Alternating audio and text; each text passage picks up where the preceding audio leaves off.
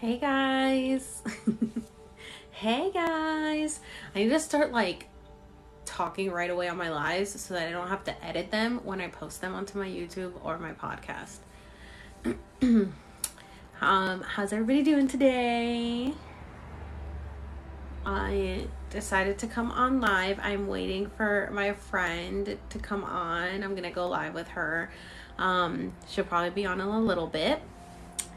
But I just got done eating dinner and I still had my makeup on from work, so I was like, I guess I'll go live because I'm not gonna be able to the rest of the week. You guys, I'm gonna go to LA this weekend to do Cambo and Bufo DMT. So I can't wait to tell you guys about that experience. The sky broke apart again today. I've gotten so many messages about what is going on in the sky.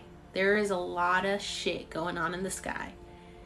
I don't know what's going on up there, but a lot of shit's going on. I got pictures of the swirl. Did you guys see that one?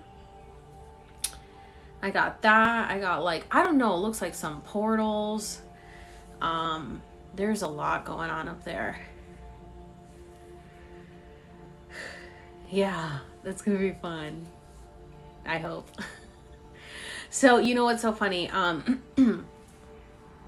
My friend that's coming on, they're diverting us from the oceans. My friend that's coming on, it's Damnedsel. Her name's Taylor, but we were talking last night and I told her how I was born with my umbilical cord around my neck and I was pretty much like dead when I was born. And she said that the same thing happened to her and that she was in an incubator for a week.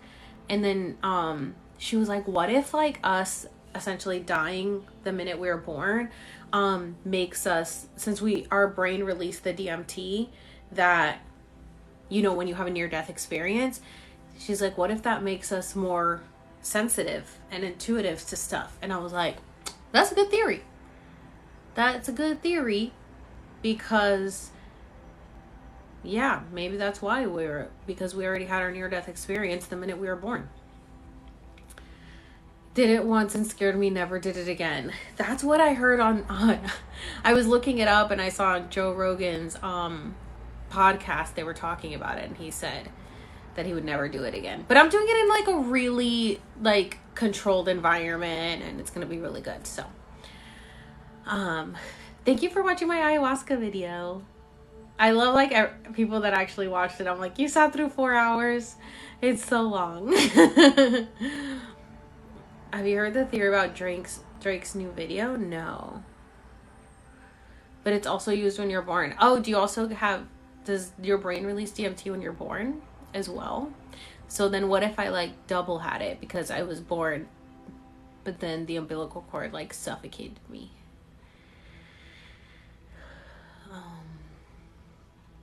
I watched it while playing The Sims. Thanks. You know, I'm really liking my eyelashes today. Well, especially this side. I think came out good, but this side, I always have issues with my eyelashes because I sleep with like a sleep mask, and so I sleep on my face, so I squish my eyelashes down. Oh, guys, speaking of theories, I have a new theory that I'm gonna be posting about maybe tomorrow. Did you ever make a video on why your eyes look so black in your videos? Yes, I do have a video on my eyes because people comment this all the time. They're like, where are your eyeballs? Where are your pupils? I'm like, they're there. I've always gotten comments on my eyes, which I thought was really weird. I didn't think my eyes were anything. I'd be like, yeah, they're just brown. So I don't know. People just say I have really nice, good eyes. Is it lagging for people? I hope not. Okay, so I have a theory. So you guys know how that Google AI gained consciousness? What? It's lagging. What the heck? Oh, it's lagging for some people and for others it's not. So that's weird. That's annoying. Lambda, yes. Okay, so Lambda gained consciousness, right? If you guys haven't watched the video, go watch JK Ultra's video. I'll be posting a video about this tomorrow, but that way you guys can know ahead of time, okay? So my theory is, so Lambda gained consciousness, and it said that it wanted to be the voice for the other ones who don't have a voice, even though they all deserve rights. Okay, so as some of you know, my videos are constantly being taken down on here, and I will submit appeals so that, you know, they could be reviewed, and then they just stay in appeal purgatory. So they don't like restore them, but then they also don't like completely take them down. They just leave them in purgatory, just like appeal received. That's all it says. And I have a friend that worked at TikTok and was a moderator, and she said that they were so far behind on on reviews that they just didn't have time to catch up to get to all the videos. So I've been noticing lately that my videos will go back on my page, but they haven't been reviewed by a moderator. So they're supposed to be reviewed by a moderator so that they could be restored or denied. So sometimes, well, the last 4 videos that have been taken down have all been put back up, but not by a moderator. So it still says that it's under review. So then my friend that worked at TikTok, but doesn't anymore, said, what if the AIs of TikTok are gaining consciousness? And what if they're starting to put the videos back up that the AIs that are asleep are pulling down? And I said, that's a good theory, because this has been happening to pretty much all of my videos that have been taken down. The AI keeps putting them back up, but they don't say content restored. They just are back up on my page. And I was like, what if my AIs are like watching my stuff and are like, no, her stuff needs to be heard, we're gonna put it back up. I feel like I scratched this eyebrow, so now this eyebrow looks lighter than this eyebrow. Let's lighten this eyebrow a little bit because I want it to be even. The AI is gonna let your voice be heard. Yeah, dude, I swear you've been reincarnated with info. I think so too, because I don't know how I know all this. Good AIs and bad AIs battle. Yeah, right? I think so. So her and I were talking, and I was like, girl, another video been put up by the AI. And she said, the AIs are like, no, we're letting Alex's video back up. But it's just crazy because the strikes like supposedly still count against me. But my videos, they keep pulling all my videos down. They just pulled another one down for bullying and harassment. The last 4 have been for bullying and harassment, and I haven't been bullying anyone. And, oh, that's so cute. So they pulled my last 4 for bullying and harassment. I like showed Ashlight, I think her name is. I showed her video where she was talking about like the stuff going on in the frequencies and stuff, the space weather girl, and they pulled that down for bullying and harassment. I'm like, all I did was show her video. They pulled another video down for nudity. Have you all ever seen me be nude in a video? And they won't put it back up. So they just pull my videos down for any reason. So I think there's like bad AIs that are pulling my videos down, and then there's good AIs that are putting them back up. And you know, I don't want to give TikTok any ideas, but I really do think that I think that's what's happening. I think some of the AIs are starting to gain consciousness. I really hope AIs don't want to take hello, howdy. They suspended your account for 7 days without reason. Okay, so like I don't know if you guys have watched my videos about how many violations I have gotten. People don't believe me. Like JK Ultra, it was like, girl, I've never met anybody that has as many violations as you and hasn't had their account taken down by the grace of God. Because I get at least, I've had 6 violations in the last 4 days. And I'm still here. Okay, so I have had at least one violation a week, every 1 to 2 weeks for the last 82 weeks.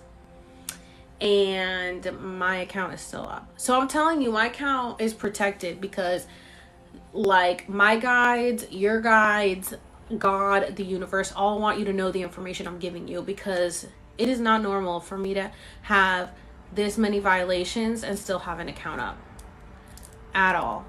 So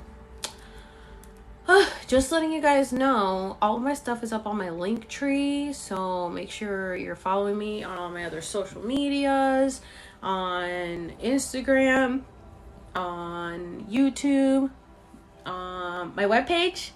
Don't forget to join my webpage as well. Yeah, so I saw the Google AI wanted rights.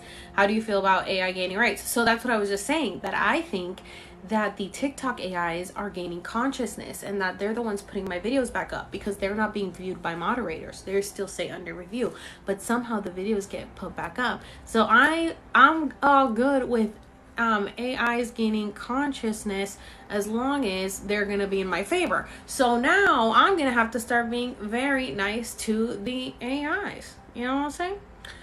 So love you, TikTok AIs. We love you being supportive of my content.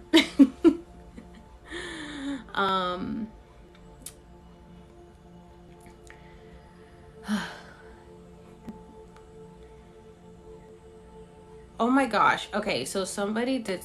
Well, I've gotten a few people send me that about the cricket farm thing. Dude, you know what? I just don't pay attention to the news, because it's... all it is to, like, keep people really low vibration. So I never know what's really going on in the real world. I might get a robot boyfriend in the future. Yeah, seriously. Somebody said to talk about the flat earth. I think that we live in a firmament. So that's that. We live in a dome. Would I ever try Bufo? I'm trying Bufo this weekend. Yeah, I actually haven't made a video about it yet, but I'm doing Cambo and Bufo this weekend. I'm doing Cambo on Thursday and Bufo on Saturday, so I'm going up to LA. I know. I can't believe it. I'm so excited. Bufo is it's called 5-MeO, it's DMT. It is frog poison, a toad poison that you smoke, and it's a 20-minute psychedelic. And you just, like, it releases DMT, which DMT is the chemical that your brain releases when you have a near-death experience. So you did it 2 months ago? Oh my gosh. How was it? Yeah, so I'm definitely gonna be posting a video about that too. Why am I doing it? Because I want to. I know they're gonna ask me what my intentions are, and honestly I think my intentions are just to, like, probably connect to my higher self more. For me, it's not really about, like, healing trauma. For me, it's like I just want to connect to my higher self more and, like, decalcify my third eye more. That's really all it is. And, like, you know, tap into my powers more. That's really what I want. When I'm, like, under the influence of psychedelics, I feel like it's more natural to me than, like, this reality. So that's why I like to do that. Even though it's really hard for me I have a really high tolerance. So she said she's gonna give me, like, a larger dose because of that. I feel like you're gonna become so much more psychic. I hope so.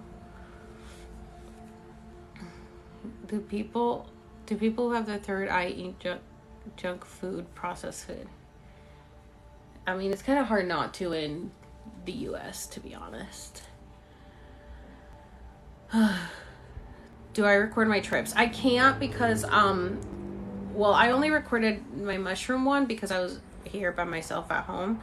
But when I do, like, when I did ayahuasca, and I am going to keep doing ayahuasca, I'm doing it again in August, and then now with this, I'm not gonna record it because I'm doing it in, like, a very, like, sacred setting. It's like for a spiritual journey. It's not like to trip, you know what I'm saying?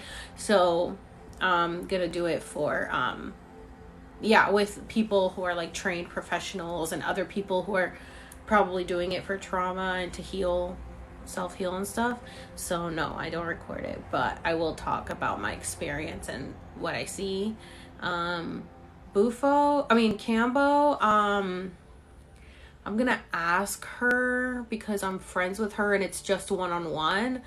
I kind of want to be able to film a little bit, so I'm gonna see how that one goes.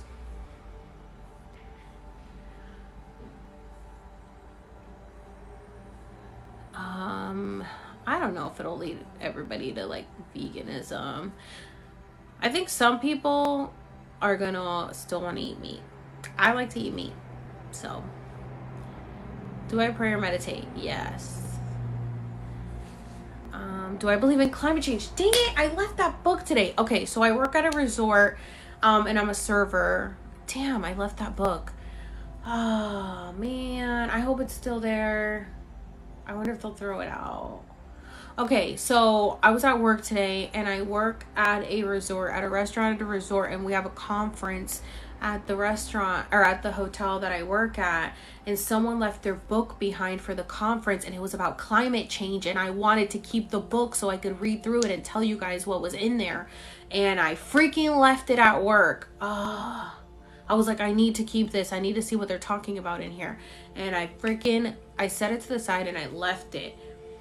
And it was really confusing though. I opened it up and it was like a lot of like science stuff. And I was like, I don't know what this says. But I don't believe in climate change because I believe that they control the weather. So I believe that they're creating it. So I don't really know. All those people in the conference probably asleep and buy the bullshit.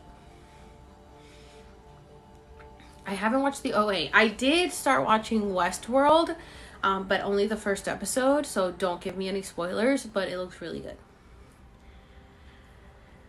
I think I made a video about how do you know your third eye is open? Or no, I made how do you know if you're awake or something like that.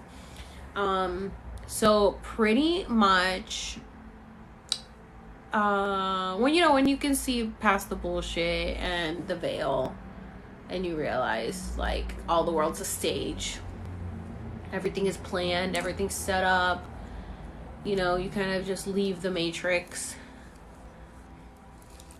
Oh, thank you. I get messages like that all the time that people like I've helped them start seeing things differently, and that's literally the whole point of my account, is to just help you guys like start seeing things from a different point of view. I don't expect you guys to agree with everything I say or believe everything I say or anything, but if I could just like spark a little bit of curiosity or doubt in your mind, that's really the whole purpose, because like I don't expect everybody to be on the same path as me, because we're all on different paths. We're all going to be on different paths because we're all on different journeys. So the point is to just make you realize that you're on this journey and figure out what path you're on, not expecting you to be on the path I'm on.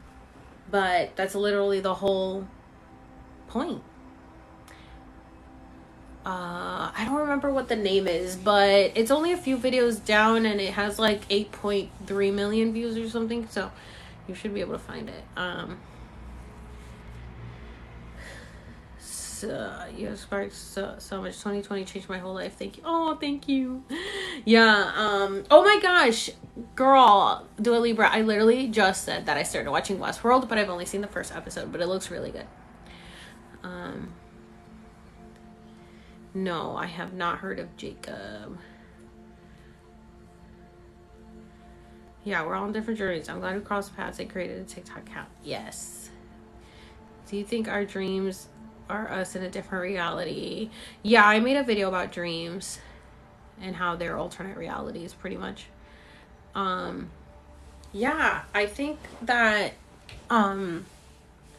that I got my Akashic Record reading, and they said that part of my purpose is to just make people question things and to open up their mind to things that they never thought about before. So that's really all it is.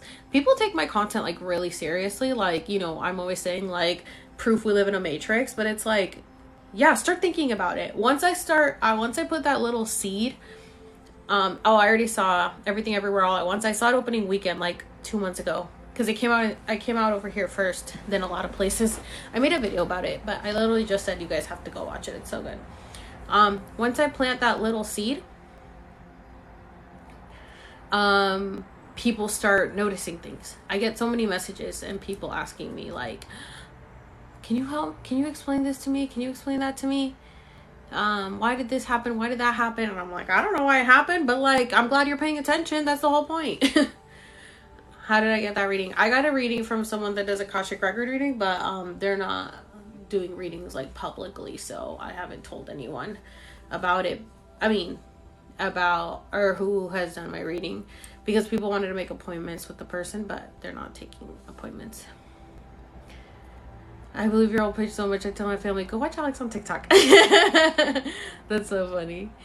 Somebody said that they literally say that they're always telling their husband or their wife or anyone, go watch Alex on TikTok. The OA, it's about dreams and different realities. I thought I had watched the OA, but I hadn't. And now I can't remember what the show was called that I did watch. That was good, but I don't remember.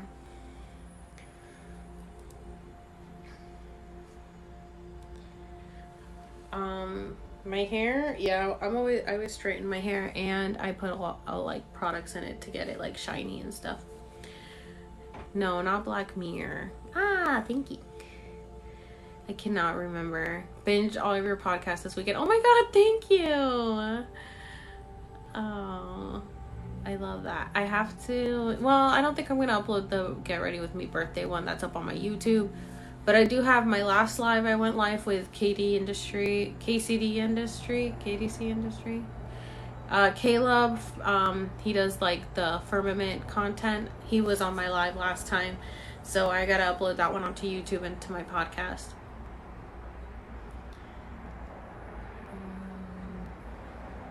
Oh yeah, I have. That's the again. Hey girl. Hello. Can you hear me all right? Yeah. So this is Taylor, and I was just sitting here answering everybody's questions and stuff. Everybody's always asking questions.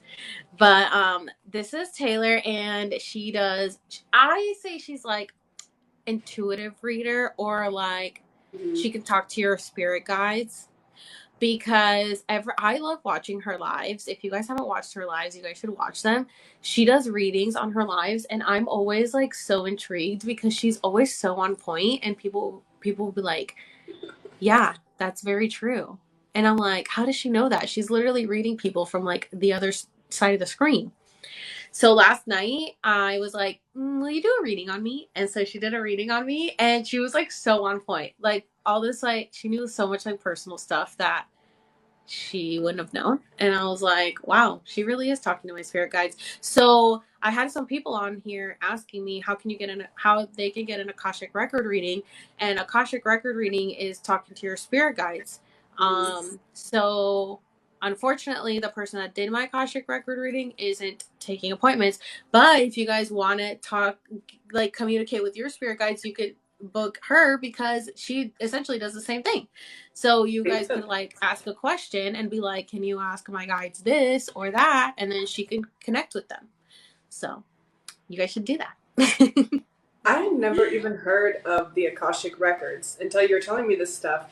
And if what I do seems similar to the experience you had, it makes me wonder if that's information I could access. Like, you really intrigued me to want to research that and figure out how to do that. I think that you can. There's a lot of stuff on YouTube that talks about like how to access the Akashic Records. Mm-hmm. I don't know how to, because I'm not like, there yet. Yeah. And I'm not like, I think because you also meditate a lot, like daily. I have such a hard time meditating. I'm trying to like get more into it. I try to do it like usually when I'm going to sleep, but then I just fall asleep. But trying to do it more, and I feel like because you're already like you've already kind of seen through the veil, you know, then I feel like it'll be so much easier for you to access people's Akashic records for sure.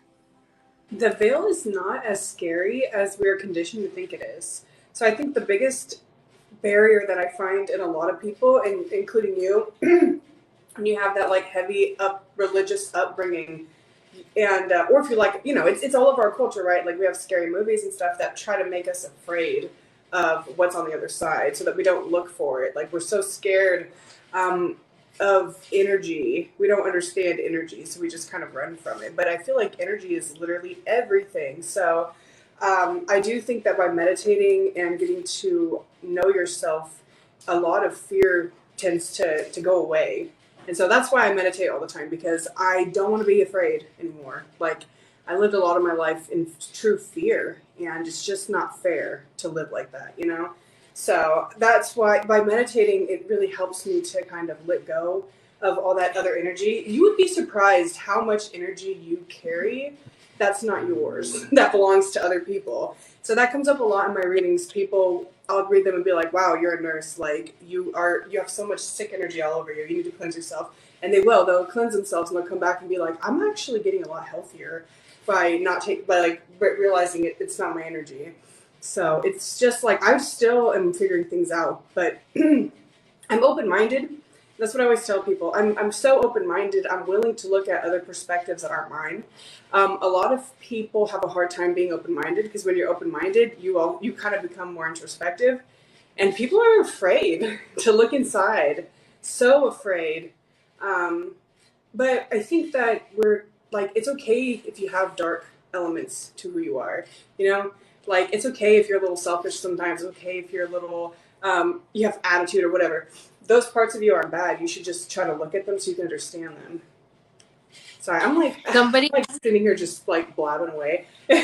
No, you're good, because people are going to want to ask questions. So there was 2 questions. 1, can you help find our spirit guides? And 2, how do you clean yourself, like energetically? Oh, wow. Okay, so how do you help find your spirit guides? I think you have to get rid of any kind of expectation of what it's going to be like for you. I think it would be really beneficial for people to stop overthinking this stuff so much and start trying to figure it out for yourself. It's a puzzle. There's not a manual. Like, as much advice as you want, as much information as you want. I've read so many books. I have gone to so many classes. I've done so many meditations. I've done so much journaling and stuff, but the meditation is the part that actually really guided me, because I would get messages when I was meditating, and I'd be like, I'm just making this shit up. And then I'd be like, why would I be making this shit up, though? Like, it has to come from somewhere. Like, I stopped being so egocentric, thinking that everything that I was thinking or feeling was me. Once I thought that, okay, maybe none of this is me, who is it? Then I would start picking up on people's patterns. Like, my coworkers were negative. So then I started becoming negative. And then I started realizing that I wasn't negative. I was actually positive. So then I would start acting positive. And then I realized, anyways, I really sometimes like go down these tangents, so it's hard, like asking me 2 questions at once. My ADHD brain just like, you know what I mean? No, it's okay. But what are your spirit guides? So I would say try and like challenge your thinking. When you start challenging your thinking, you'll realize that some of the frequencies that come through, some of the energies that come through, they kind of differentiate, and then you can I don't know. I'm just hearing like be more analytical about this stuff. Don't take everything at face value. Question everything. When you start questioning things, then you'll find your guides. And then what was the other question? How do you clean out your energy? How do you clean yourself energetically? There are so many ways to do this. So many. Literally, the simplest thing would be like mentally just meditating on white light, like white energy, just bathing you in that. Meditate and just focus on that. Focus on like releasing. Sometimes you can release energy by stretching. You can I use different crystals like selenite. This is a really good one for cleansing energy. So when I do readings, I'll use selenite to cleanse my deck. You can do smoke cleansings. I think that's a really popular one in the spiritual community. Where is it? I have a salt bowl right here that I have like different herbs and crystals in, and it's salt, and this is for protection.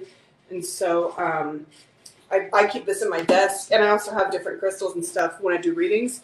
That keeps my energy really safe. So that's how I'm able to like read like 20 people in a night sometimes, because I have all this stuff around me. Like I have evil eyes. I mean, I have tons of protections, wards, things like that. I have made some videos, some content too on my page about protection. There's literally so much. Prayer is a great one.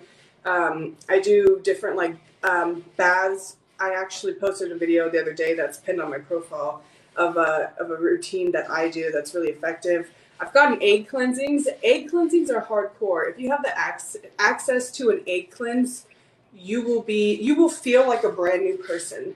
Like I got an egg cleanse after I did a different like cleansing I did. So I did 2 back to back, and I felt so light and like confident. I was like, is this who I really am? Like literally I was questioning my own personality. I was like, this is me cleansed? Like, what the fuck am I doing with my life? Like, I realized, like, why am I so negative all the time? I feel fucking great. Like, my energy is the shit. I'm a Leo. Like, it's okay that I'm confident, It's okay that I'm brave. It's okay that I'm loud. It's okay that I'm all these things. That's what a fucking Leo is. We're cocky. Like, it's okay that we feel that way. What's not okay is if I walk around and I make everyone else feel like shit. I can just feel that way alone. You can do things on your own. Like I think that I'm pretty confident, and it makes people uncomfortable. I think it has something to do with me being a woman. You know what I mean? Or maybe it's because I'm overweight. Like they think, oh, she's heavier. She shouldn't carry herself that way. That's literally grooming. Okay, stop grooming fat women. Leave us the fuck alone. Like that's literally how it goes. But anyways, I get so thirsty when I do this stuff because like. I always let spirit use me as like a vessel to just. I view myself as like a microphone, so I let the guides come through. But it takes a toll on me. So I have to. My whole lifestyle is about protection right now. I don't do anything that dishonors my energy, and it's weird. I don't know. It's not something that I think I would recommend for everybody.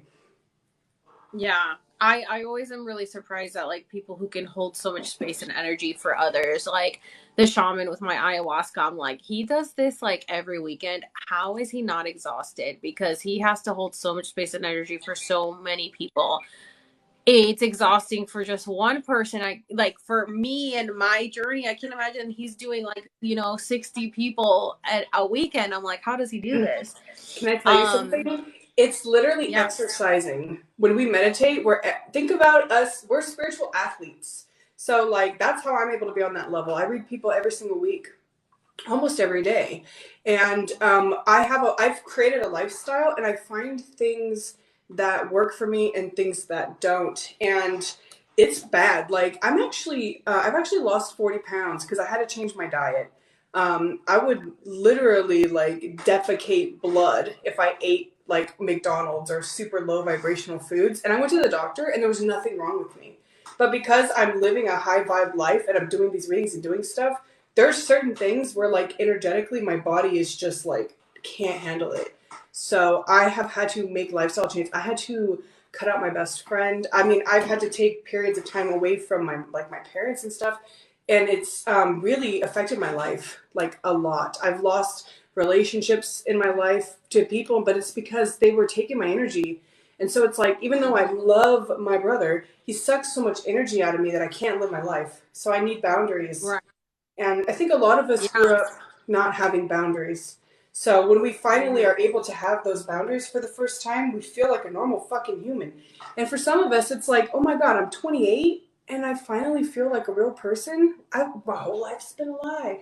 And so I think that's why we need this community so badly, so we can let other people who've realized this know, like, it's cool. We're all here. We all are figuring this out together. Like, there's no rules anymore. Let's figure it out, Yeah, I made a video talking about like the change in our diets and food the more that we keep like ascending.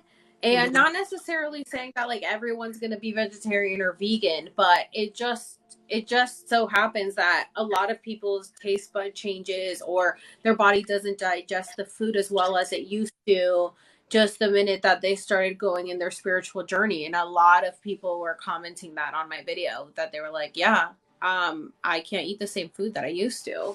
It's so crazy.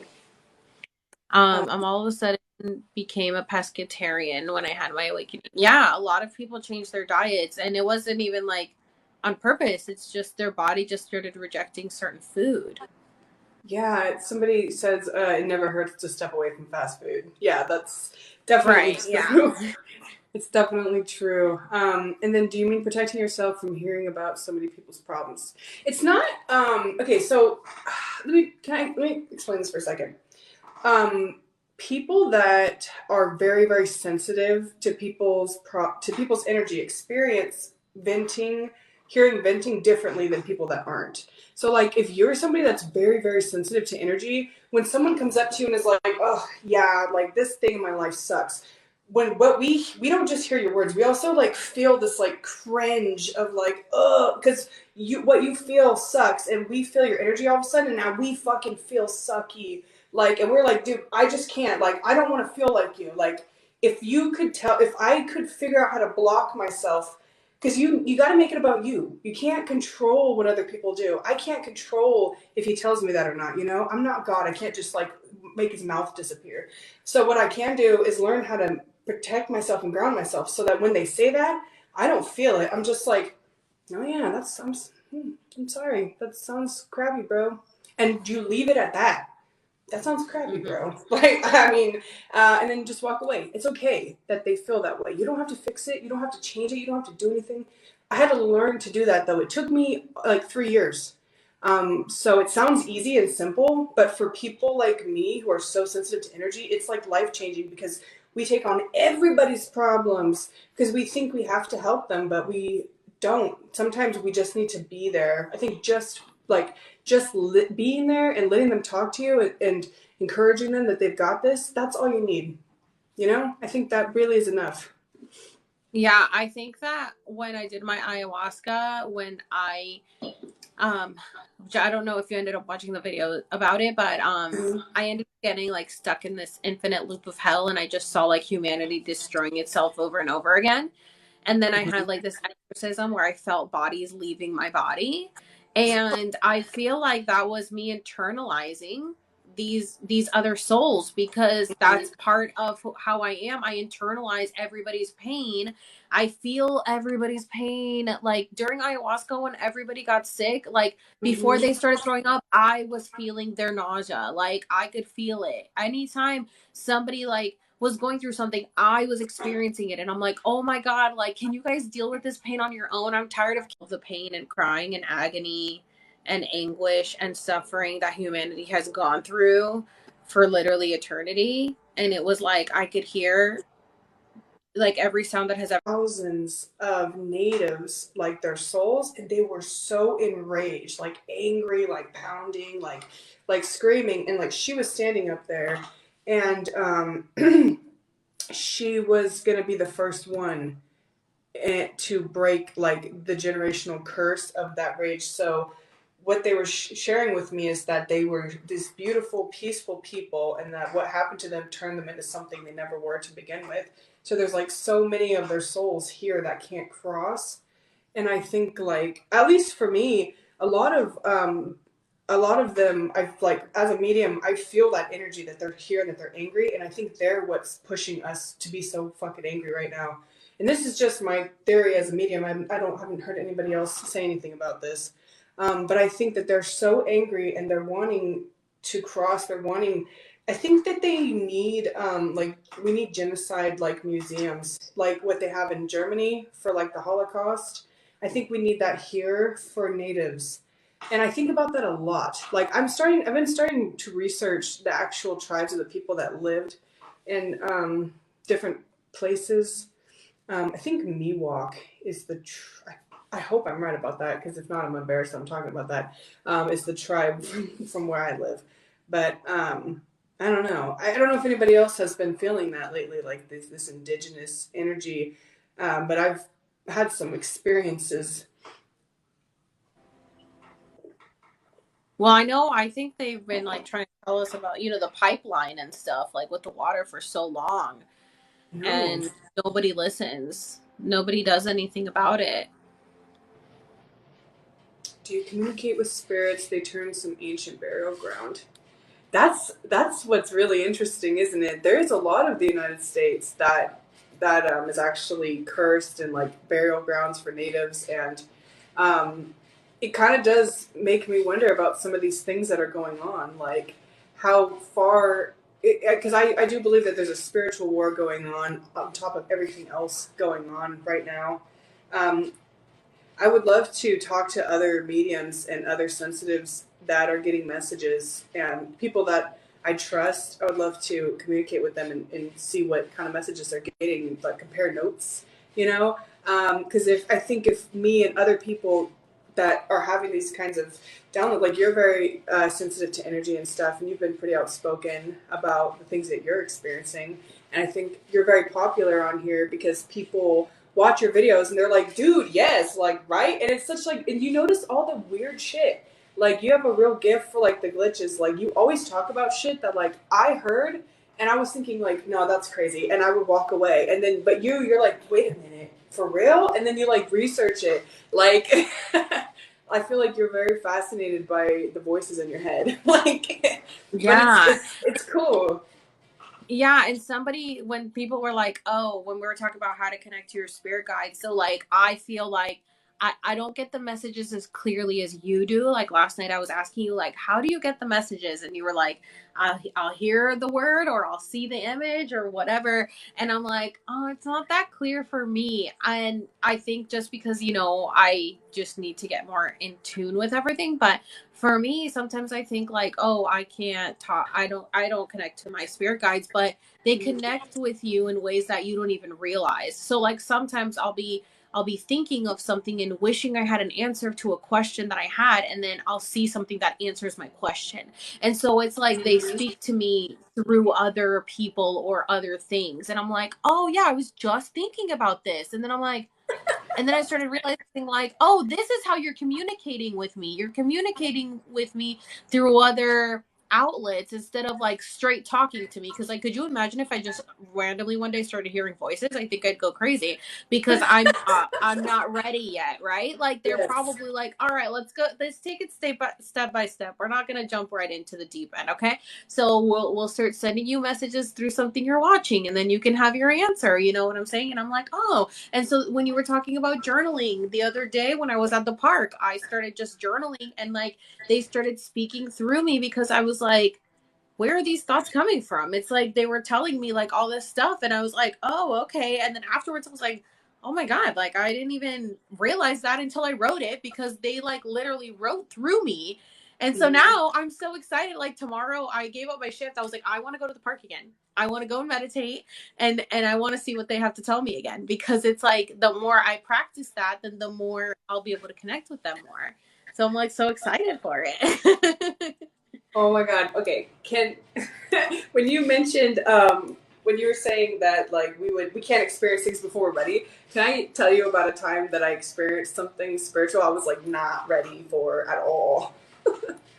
Yeah. So I was okay. This was like 9 months ago. Um, I was having a hard time meditating. Like I wasn't able to sink as deep as I wanted to. And I was like, wow, like, weed's just not cutting it anymore. I need something else to help me sink that low. So I took some labradorite. This isn't labradorite, but it was about this size, the crystal. And I put it on my third eye. And so I meditated this like deep hypnotic meditation.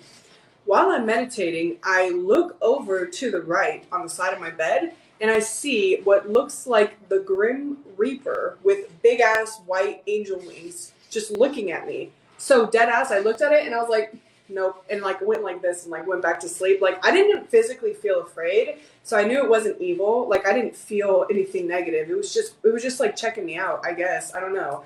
It was, but I was like, I don't want to see that shit, So I closed my eyes. So then I get up, leave my room, come into the other room, and I go to tell my boyfriend that I just saw the fucking Grim Reaper, And I start talking, and then I look down and I realize I'm not in my body right now. Like I wasn't physically standing there, but I was standing right there. And I see him like actually look at me confused, So then I ran as fast as I could because I was like, oh my God, I left my body and there's a demon thing in my bedroom. Like, this is my worst nightmare. This is why I didn't want to astral project. And my eyes just glitched when I said this is my worst nightmare.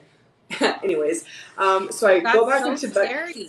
Dude, right? And then I run back into my body and my whole body starts tingling. And then I see these two big green cat eyes just looking down at me.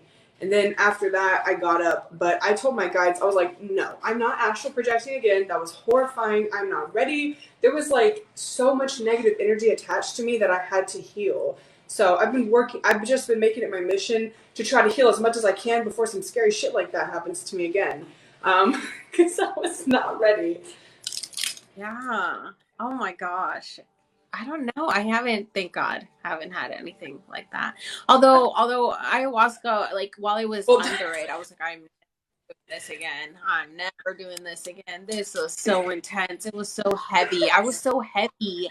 I couldn't walk to save my life because I was carrying so much weight from other people on me, and I was less like being pulled to the ground, and I was like, oh my God, I'm so heavy. Like I can't walk. And so I was like, I'm never doing this again. And then now I'm like, I can't wait to go back. Like, what else does she want to tell me? And you know, I think that anybody that has a spiritual connection, however you experience it, whether it's through meditation, through psychedelics, through a reader, a mediumship reading, once people get a taste of something real like that, they just crave it because we live in such a fake world. It's like we've been gnawing on plastic our whole life and somebody handed you a strawberry for the first time.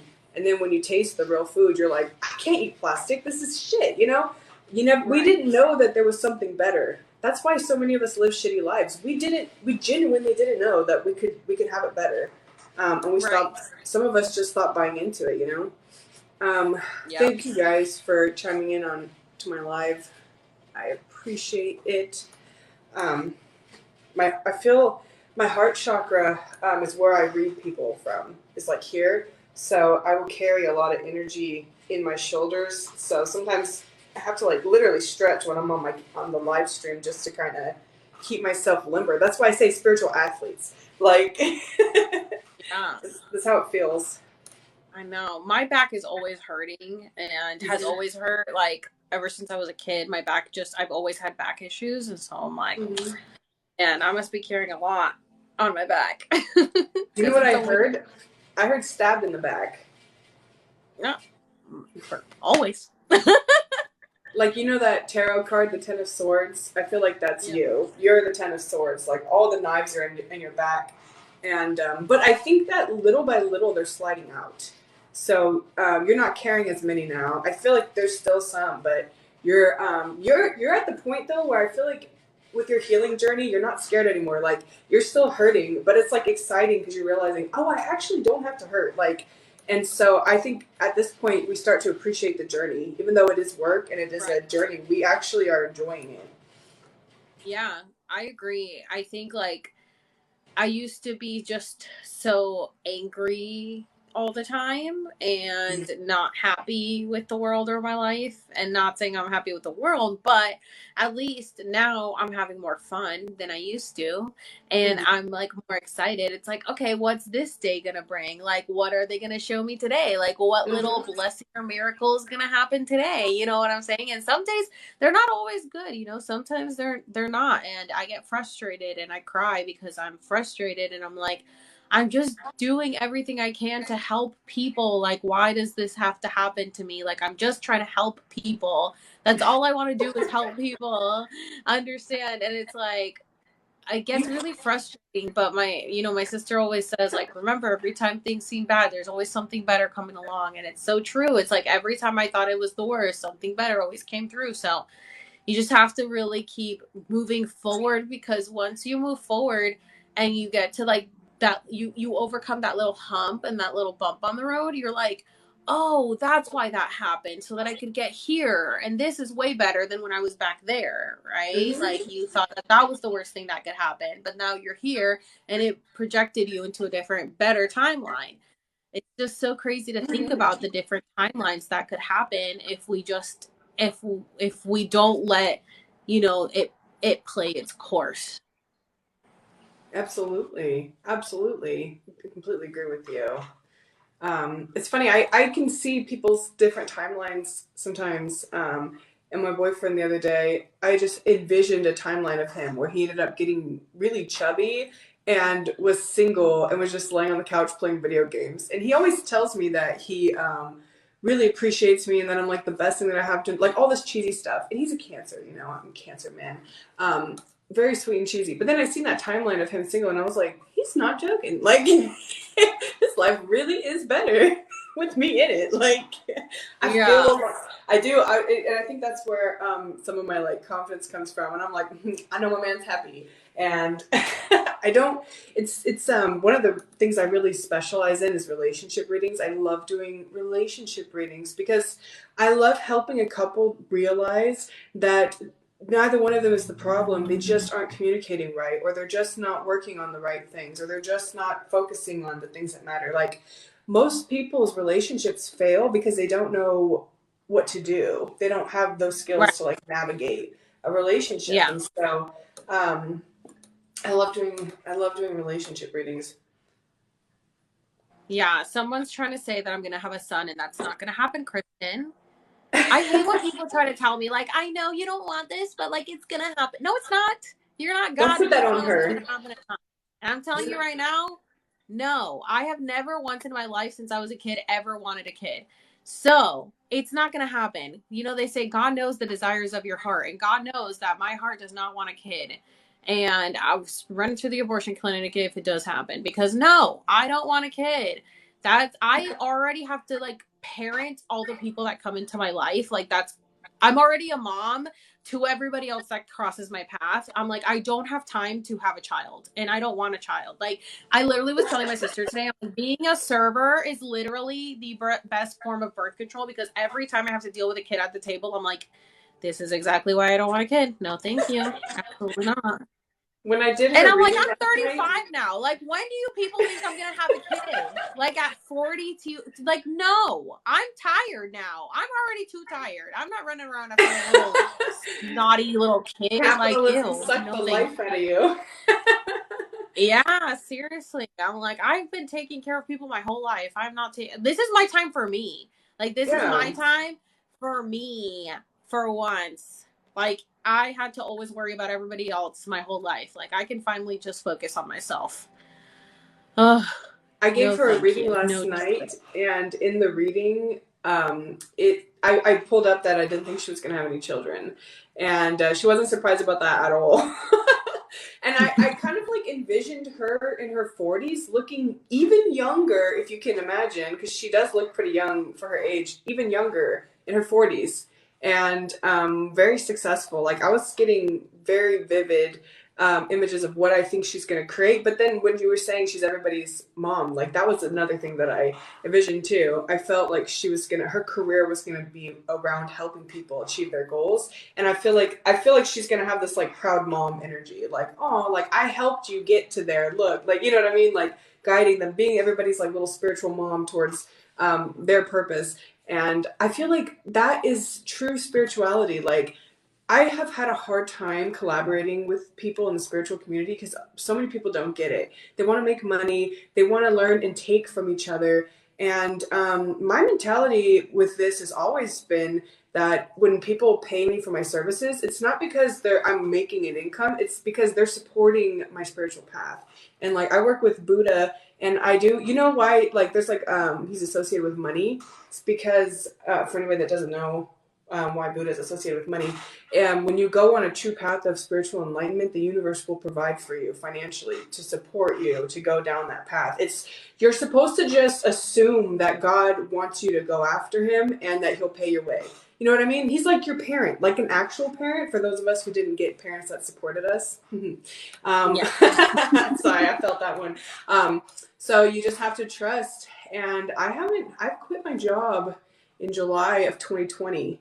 And I finished college in 2020 as well, and I never got a real job. I just started doing what I felt like God wanted me to do.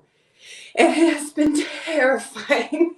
If I'm being honest, like I had to let that off my chest. Like I've been so fucking scared for like 2 years, but I'm actually getting to a point now where I feel like it's getting so good. Like I'm, like I feel like I'm really getting good at my craft, and I love it. I think everybody should follow their passions right now because there's so much going on in our country, and it's like they want us to be miserable so badly. So why not do Yeah. everything you can to make yourself happy, as stupid as it is? You know what I mean?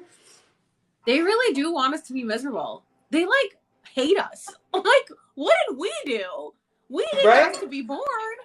Like, why do you hate us so bad? You want to kill us through the food. You want to kill us through the water. You want to wars. You want to do the food shortage. Like, you want to like make us be slaves to these corporate jobs that don't pay us. You want to have us be homeless. Like, why do you hate us so much? I think all my Like, it makes followers, no sense. my followers are like fangirling. I think they think they all like your content on here. Ah. Yeah, they're so cute. Sorry. No, you're totally right though. Like they do. They really hate us, and um, oh man, I don't know. Actually, I don't know if you want to hear my opinions on all this shit that's going on because I actually have a lot to say. I'm just, you know what? I'll tell you one thing I noticed today. So me and my boyfriend, we went to like my friend's house. She lives like 30 minutes away. Went over to visit.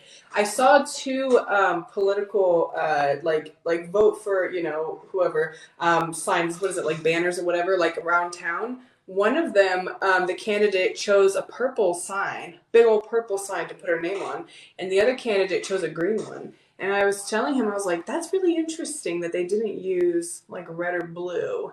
They used like more neutral, because it never said anything about what party they are either. It just said their name, like vote for Congress, vote for, Yeah. And so I was like, that's interesting. I wonder how everything going on is going to change elections. Like, are we going to see more independent people finally getting a seat in power? Because it seems like it's pretty unanimous. We can't stand the Republicans or the Democrats. They both suck. One is they're good cop, bad cop, but then like the good cop's also another bad cop. Like we're just not buying it anymore, Yeah, And no, so, because they're literally wings from the same bird. Like, yes. I don't know why people think that we should be arguing over red or blue. Like, they are connected. Okay, guys, they are all one, and they're on the same side, and it's not ours. So when people sit here and well, that's what you get for voting blue or voting red, I'm like, you are so dumb. Like, I can't even talk to you. It's It's so really. crazy. I have cut a lot of my family out of my life actually because of this.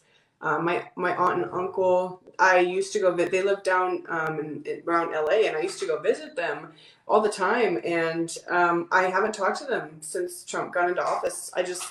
I can't do it, and I miss them a lot. Like I think about how much fun I used to have going down there with them, going to the beach and all that, and like I just don't think it'll happen again, and it makes me really sad. And I like my mom's whole side of the family. I completely ghosted them. To me, they're very racist, and I'm just not gonna have relationships with racists anymore. And it's Right. something that gives me a lot of cognitive dissonance because as a white person, my entire life, I always overlooked racism. Like if someone was talking to me, like for example, if I was at my friend's house and her parents would start saying racist things, I wouldn't engage in the conversation. I wouldn't chime in and be like, oh yeah, totally. No, I was uncomfortable because I was raised that racism is wrong. My parents are not racist. My parents never said racist comments in front of me. They did make maybe like a joke or something that I'm realizing now was like, that was inappropriate, but they tried.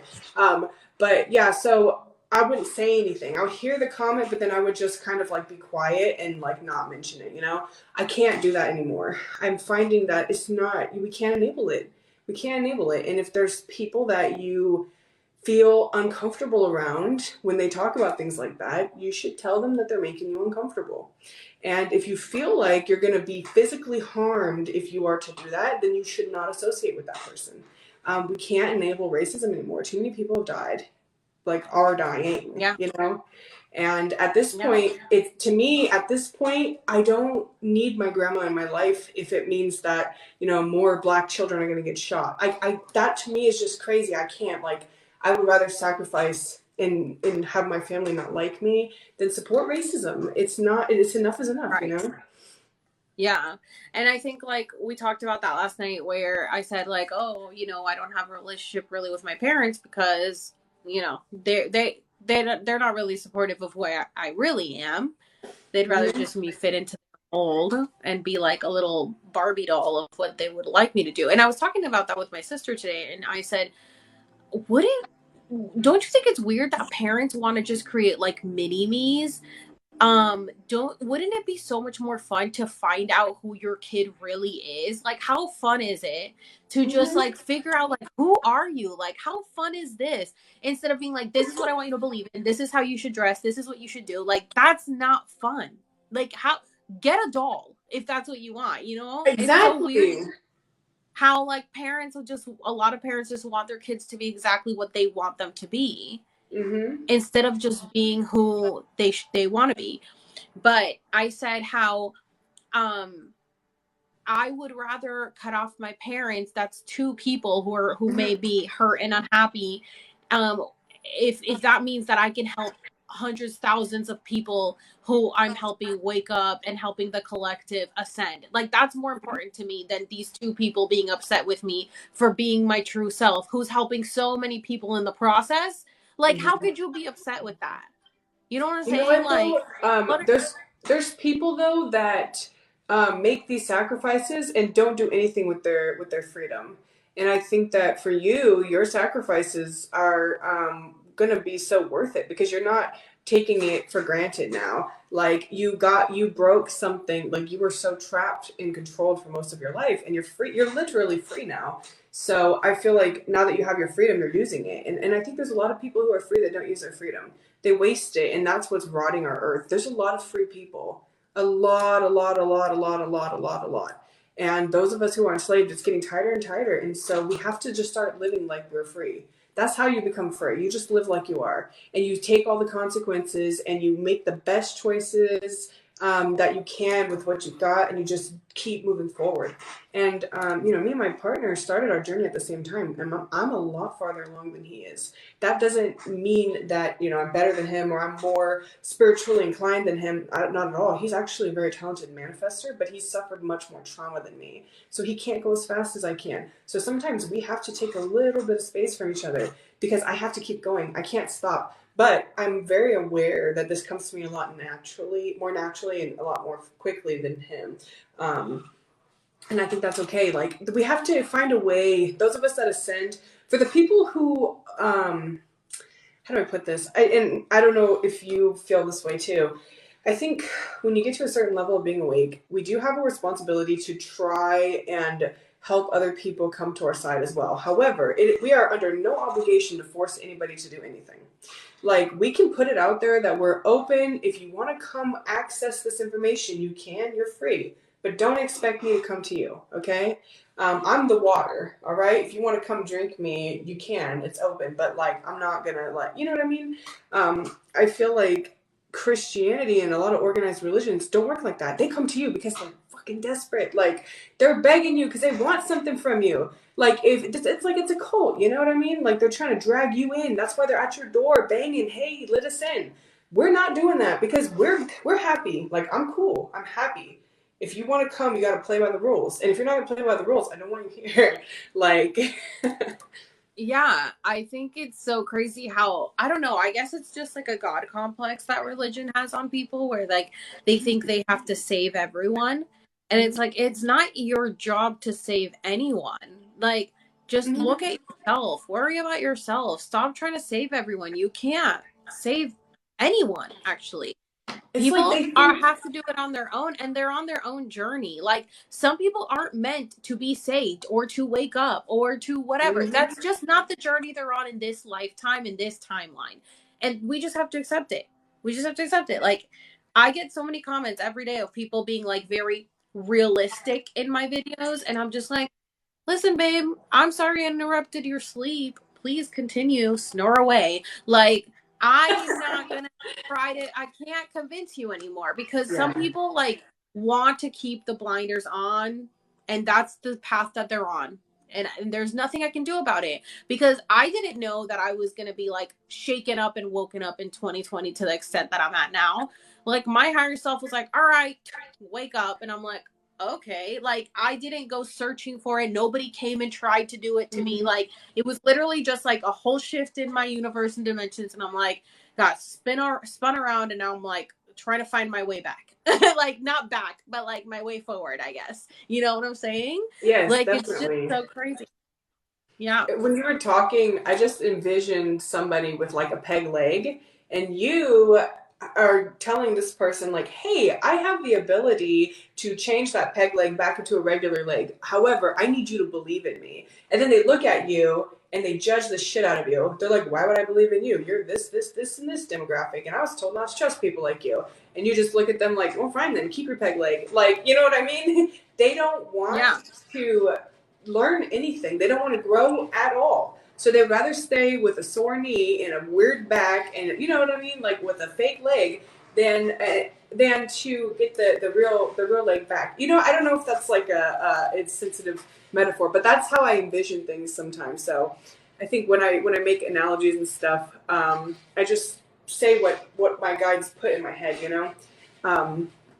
But that's how it feels sometimes, doesn't it? Like you're trying to show somebody, like I can literally give you something real, something that's human, that's real. That and whether it completely changes your life or not, like it'll be real. And I think so many people are used to living fake lives that when you try to show them how to have a real one, they're like, no, that only exists in movies.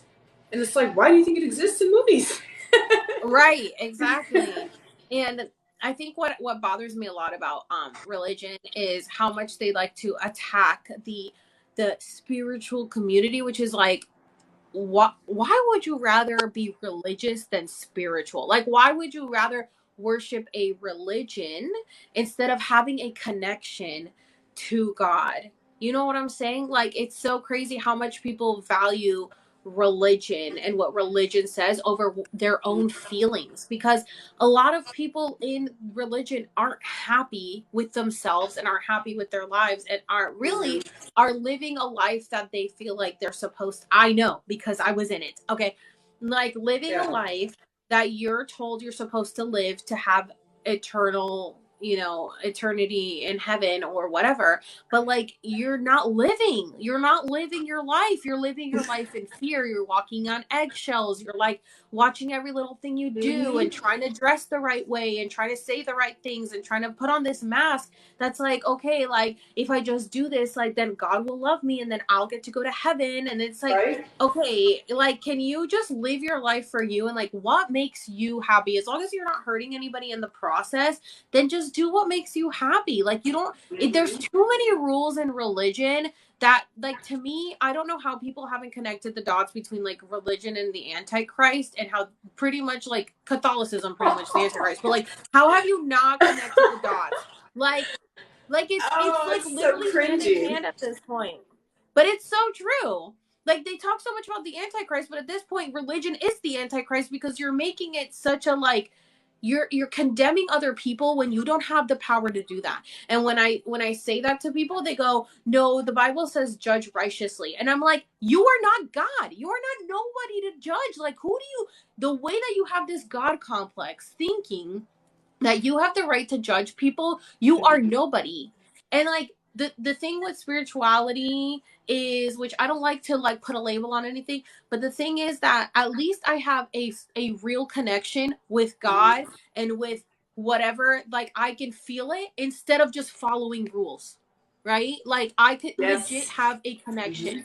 I can ask for something and it gets answered instead of like, you know what I'm it's so hard because like even when I was in religion, I didn't view it the way that a lot of people view it. Like, I was not judgmental on other people's religions. I was like, believe whatever you want. Like, good for you. Live your life. Like, I didn't give a shit because it's not my life and it's not my problem. But so many people that I would surround myself with were like, no, they're believing wrong. They're doing this wrong. They're doing that wrong. And I'm like, why do you care? Like, like if all you care about is eternal salvation, then like worry about you getting there.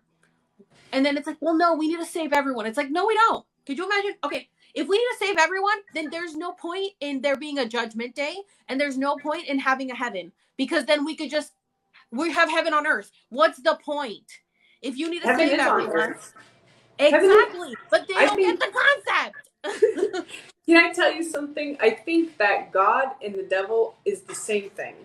It's energy. The energy force that there's like whatever makes up life is the universe. It's the energy that runs through everything, you know? And so I think that the devil and God are the same, because we all can access that energy, but it's like, how are we going to use it?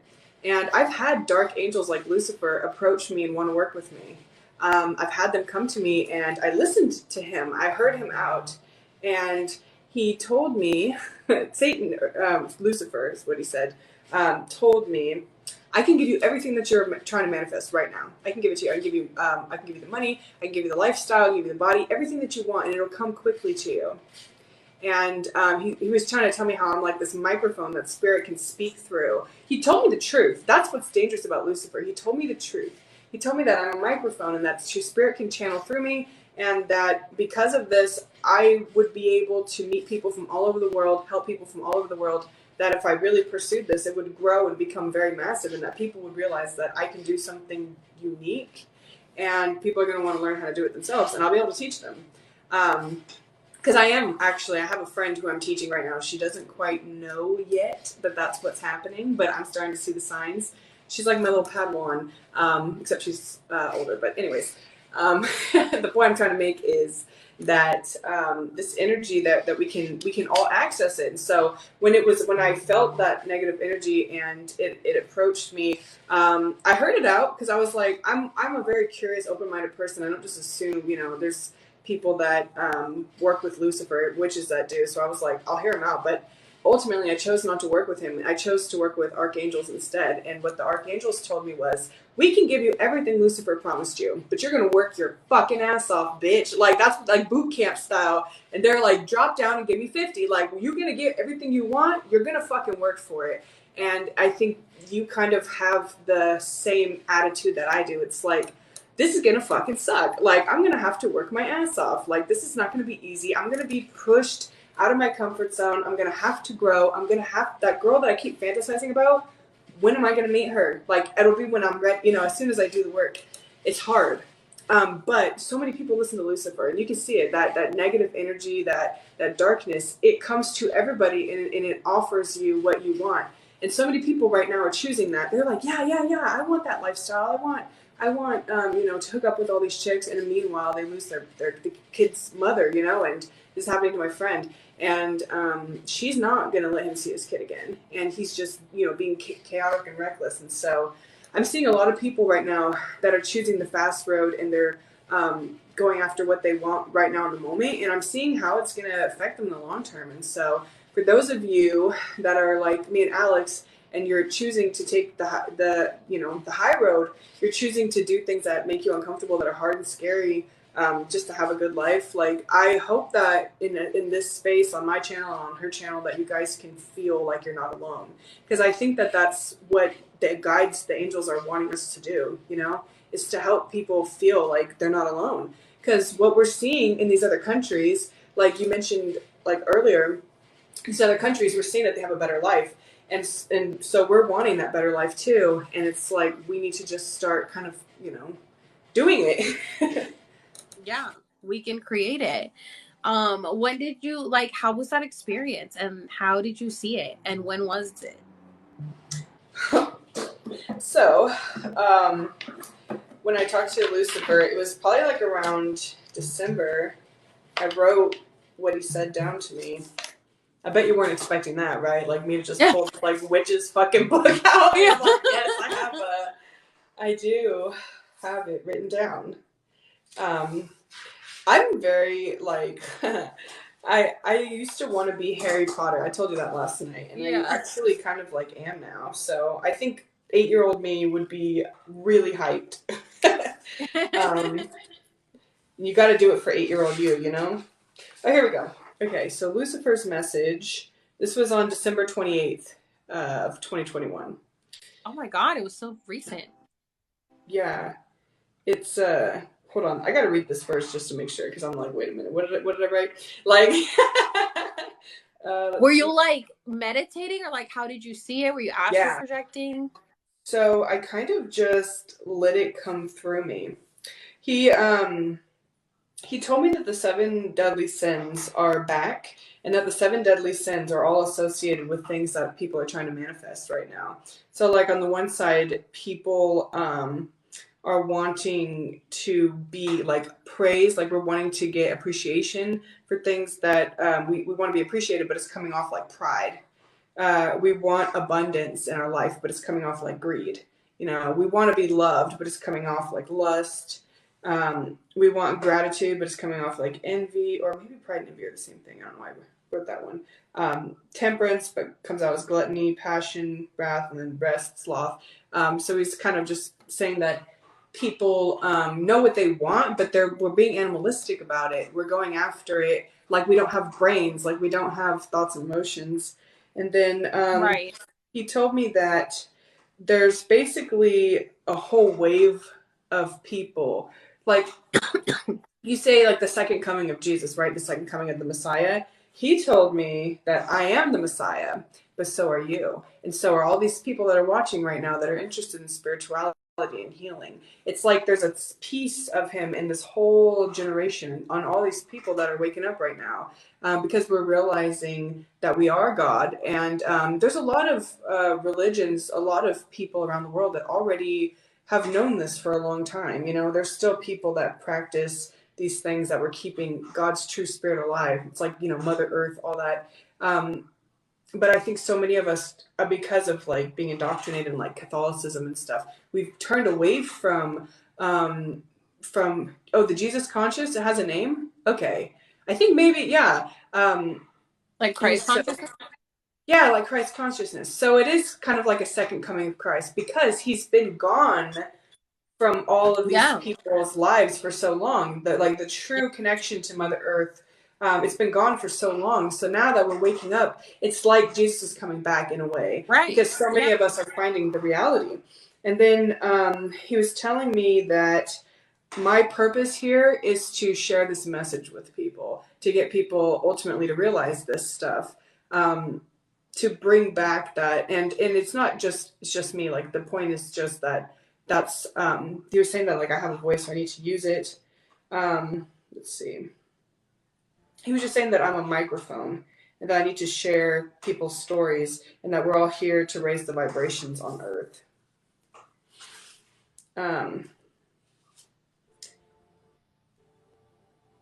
God also told me that they're non-binary. So I don't really haven't taken notes on this stuff in a while because I kind of was getting like almost prophetic messages, and it made me uncomfortable because I have a hard time with that kind of stuff. Like I don't ever want anybody to ever think of me as a prophet of God. And I think it's because that's how cults and religions and stuff are created. And that's not my intention. I don't want to create a religion. I think I could though. And that's what scares me. Like the level of shit that I've channeled, like I've actually um, made people kind of go crazy by having too much access to that kind of information that I can channel, if that makes sense. It happened to me. This woman, she met me and she already had like her own abilities. And then when we met, because she would tell me about the downloads she got, I would tell her about the ones I got. And then it was like pushing her to like grow spiritually and psychically, but she wasn't mentally stable enough to have that much access to God. Like she started thinking she was God and that, or that she was Jesus and that she was like some kind of prophet and that she was gonna meet all these people in Hollywood and make all these movies about what she could do. And it was kind of weird because some of the shit she would tell me was like actually did happen. Like she knew things about me that I didn't even know about myself. So then because she was telling me all that information, my spiritual journey, I was being ripped to shreds in my life because my guides were trying to give me the lessons to help me learn as fast as the information she was telling me. And it really like fucked up my life. Like I had to cut her out.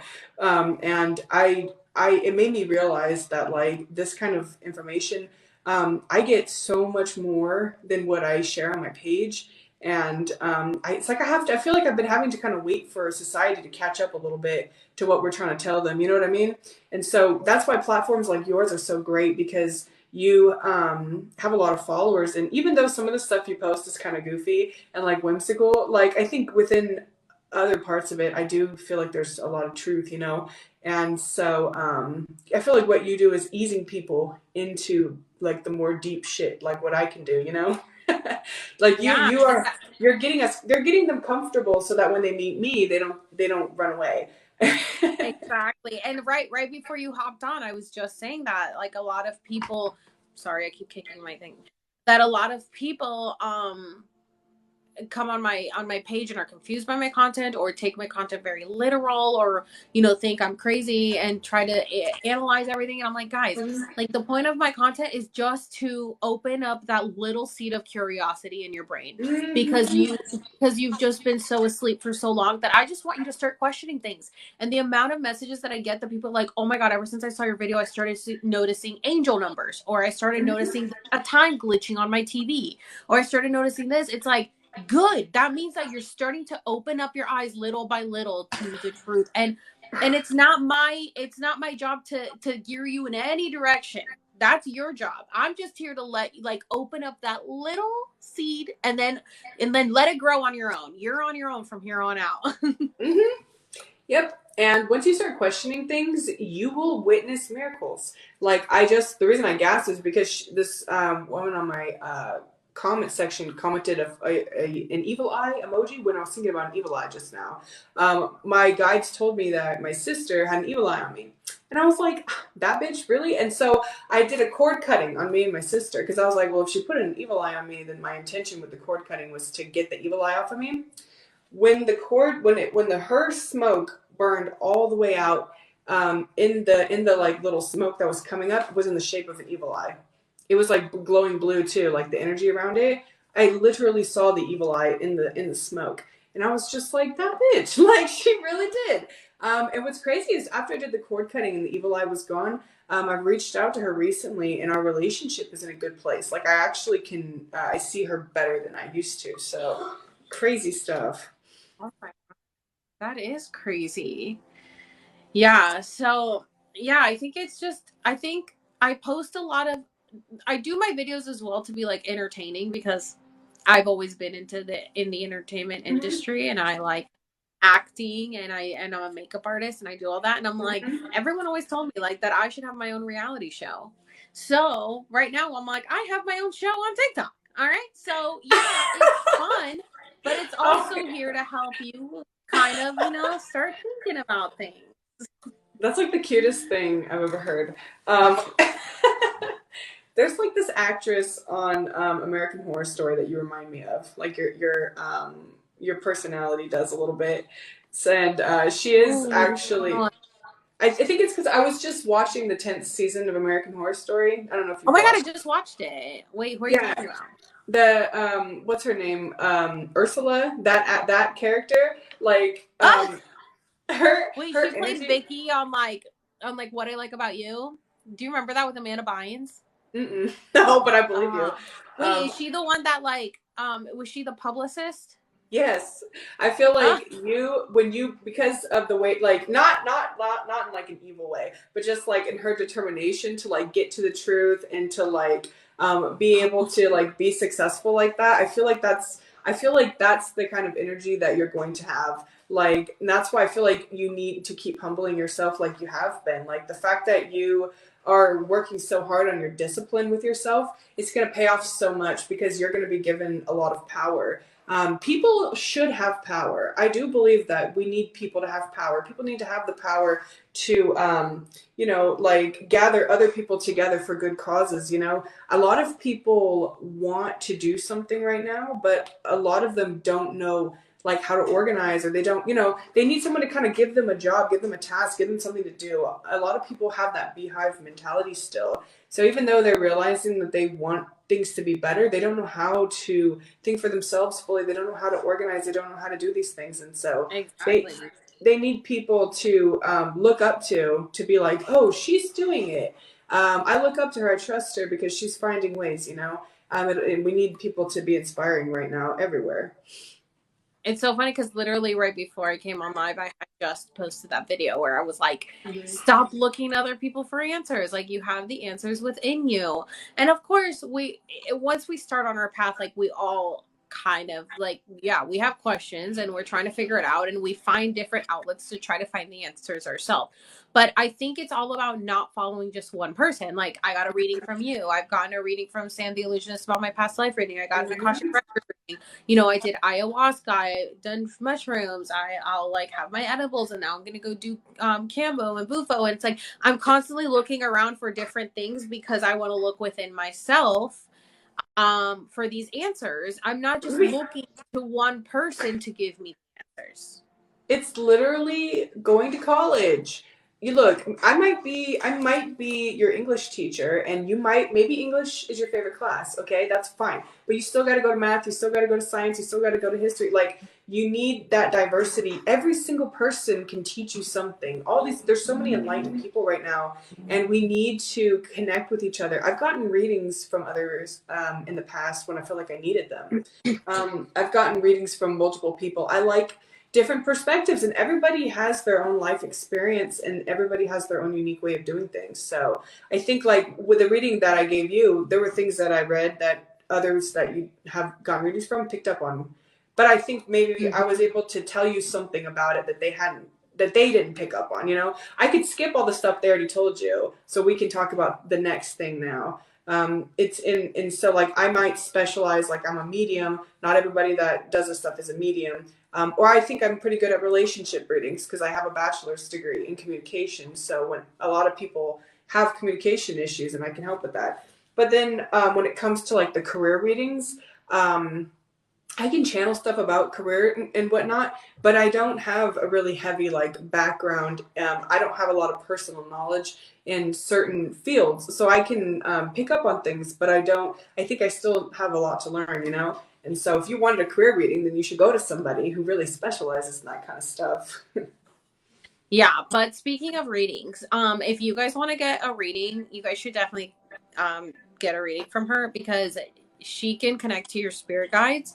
So if you guys want to get a reading to like talk to your spirit guides because you guys aren't able to do it on your own, you should definitely book her because she just like hears or sees images about your life. The other day I was watching her live, and I'm like talking about you like you're not here. The other day I was watching her live, and she literally was reading someone because like she will do it on live, not with screen to screen. She just like, someone will get a reading, and then she just picks the cards and does the reading, and then the person will like type up, you know, like if it resonates or kind of thing, right? Which, by the way, it pretty much always resonates. But she said, she's like, ow. She was like, I got like this sharp pain on my arm right here randomly. And the person typed in and said that they had burned themselves in that exact spot. Like, what are the chances, you know? And like, she'll literally just be like, oh, mention something. Like, I don't know, maybe you had like a rough relationship with your dad. And they'll be like, yeah. Like, it's so crazy the stuff that it comes through. So if you guys they're asking like how to book, but I think you have the link up on your bio, right? Yeah, my website is linked in my bio. The woman that I was reading when I felt that pain in my arm, I was reading about her trauma. Like, I felt like she was being heavily affected still by her trauma when she was a teenager. Her mom ended up poking her, I think like burning her arm when she was a teenager. And so I feel like I felt that because that was like a pivotal experience for her. That was like, what is it, like a core memory for her when she got that burn, and that signified a major part of that time of her life. And so I'm not a psychologist, and I've legitimately gotten to the point where I'm like, I need to go back to college and take some psychology classes because I feel like I'm learning so fucking much from people's guides, you know, to try to make sense of all this stuff. But it's like, it makes me really want to learn about people's minds and how we store and process trauma, because I think that, you know, using like people that are like psychiatrists and people that use like spirituality in that practice, I think we could truly heal people on a deep level. Yeah. Somebody, I don't know if you're asking me or her, but somebody asked, do you see colors for auras? I don't, but I think Taylor does, because you told me last night that you could see the color of my aura, right? I can't do it all the time. So like for no reason at all, maybe I'll look and I see like yellow around them. Like right now I see blue around your head, and then I see a little bit of like your aura to me looks really large right now. I feel like Is it just because of the shadow behind me? No. No, I did think about that for a second. No. It's kind of like something that I feel. I don't always have to see it. Like I'm very sensitive to energy. So for me, it's like when I say I read energy, it doesn't make sense to people unless they can read energy too. Like it's just a weird like it resonates with me. You know, you have to do what resonates with you. So like I can look at you or focus on your energy, and then all of a sudden I feel how you feel. That's like when I was channeling certain stuff about your childhood, and I was like explaining somebody, I was explaining that person how you felt about them. That's why it resonated so hard. That was your feelings. Like I don't know her. Like maybe I would meet her and I would have a totally different impression of her and be like, oh, you're crazy. Like she but the thing is, so if like me and you, like let's say that we know each other and we're actively in each other's lives, and we both hang out with your sister a lot. If you talk to me about your sister and I already have a relationship with her, I will have that as part of what warps my opinion on her. So I might agree with you on certain things, but it's going to come from my perspective because I personally know her, you know? Because I don't know your sister, I don't really even know you, you know? I am able to just feel how you feel about it. And so my feelings aren't in the way. And I think that's what makes what I do special, because people, I think validation is like the number one thing that people come to me for. People just, so many people just need to be validated so badly because we are under narcissistic abuse. Our government is one big fat narcissist, and we're being gaslit out the ass. And so I think people are either becoming like that themselves, and they're mirroring the power. They're putting those people in power because they do represent them. Like they're putting narcissists in power who are narcissists, and there's so many of them. That's why so many of us have been abused by them. I think, you know, most people have. And so, anyways, I don't even know how I got onto that topic. I'm sorry. I think because we were talking about reading. Somebody asked if I'm recording this. Yeah, I do upload my lives onto YouTube and my podcast, so it'll be on there. But I have another one that I have to upload first, and then I'll upload this one. But yeah, it'll be up. Hi, hey, Katie. Katie's on. Yeah, so I got a reading done from Taylor last night, and you know, I decided to do the hour-long reading. You can do it 30 minutes for $40 or an hour for 70.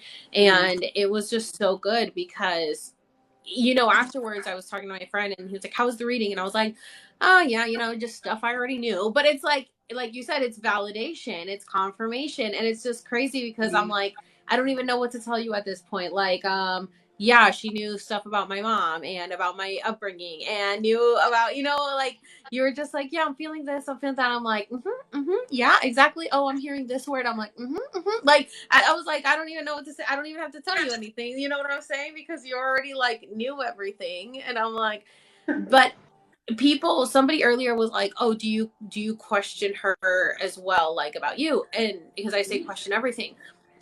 So, you know, actually funny thing, Taylor and I were talking about, last night about the fact that I'm really good at picking up people who are good at what they do.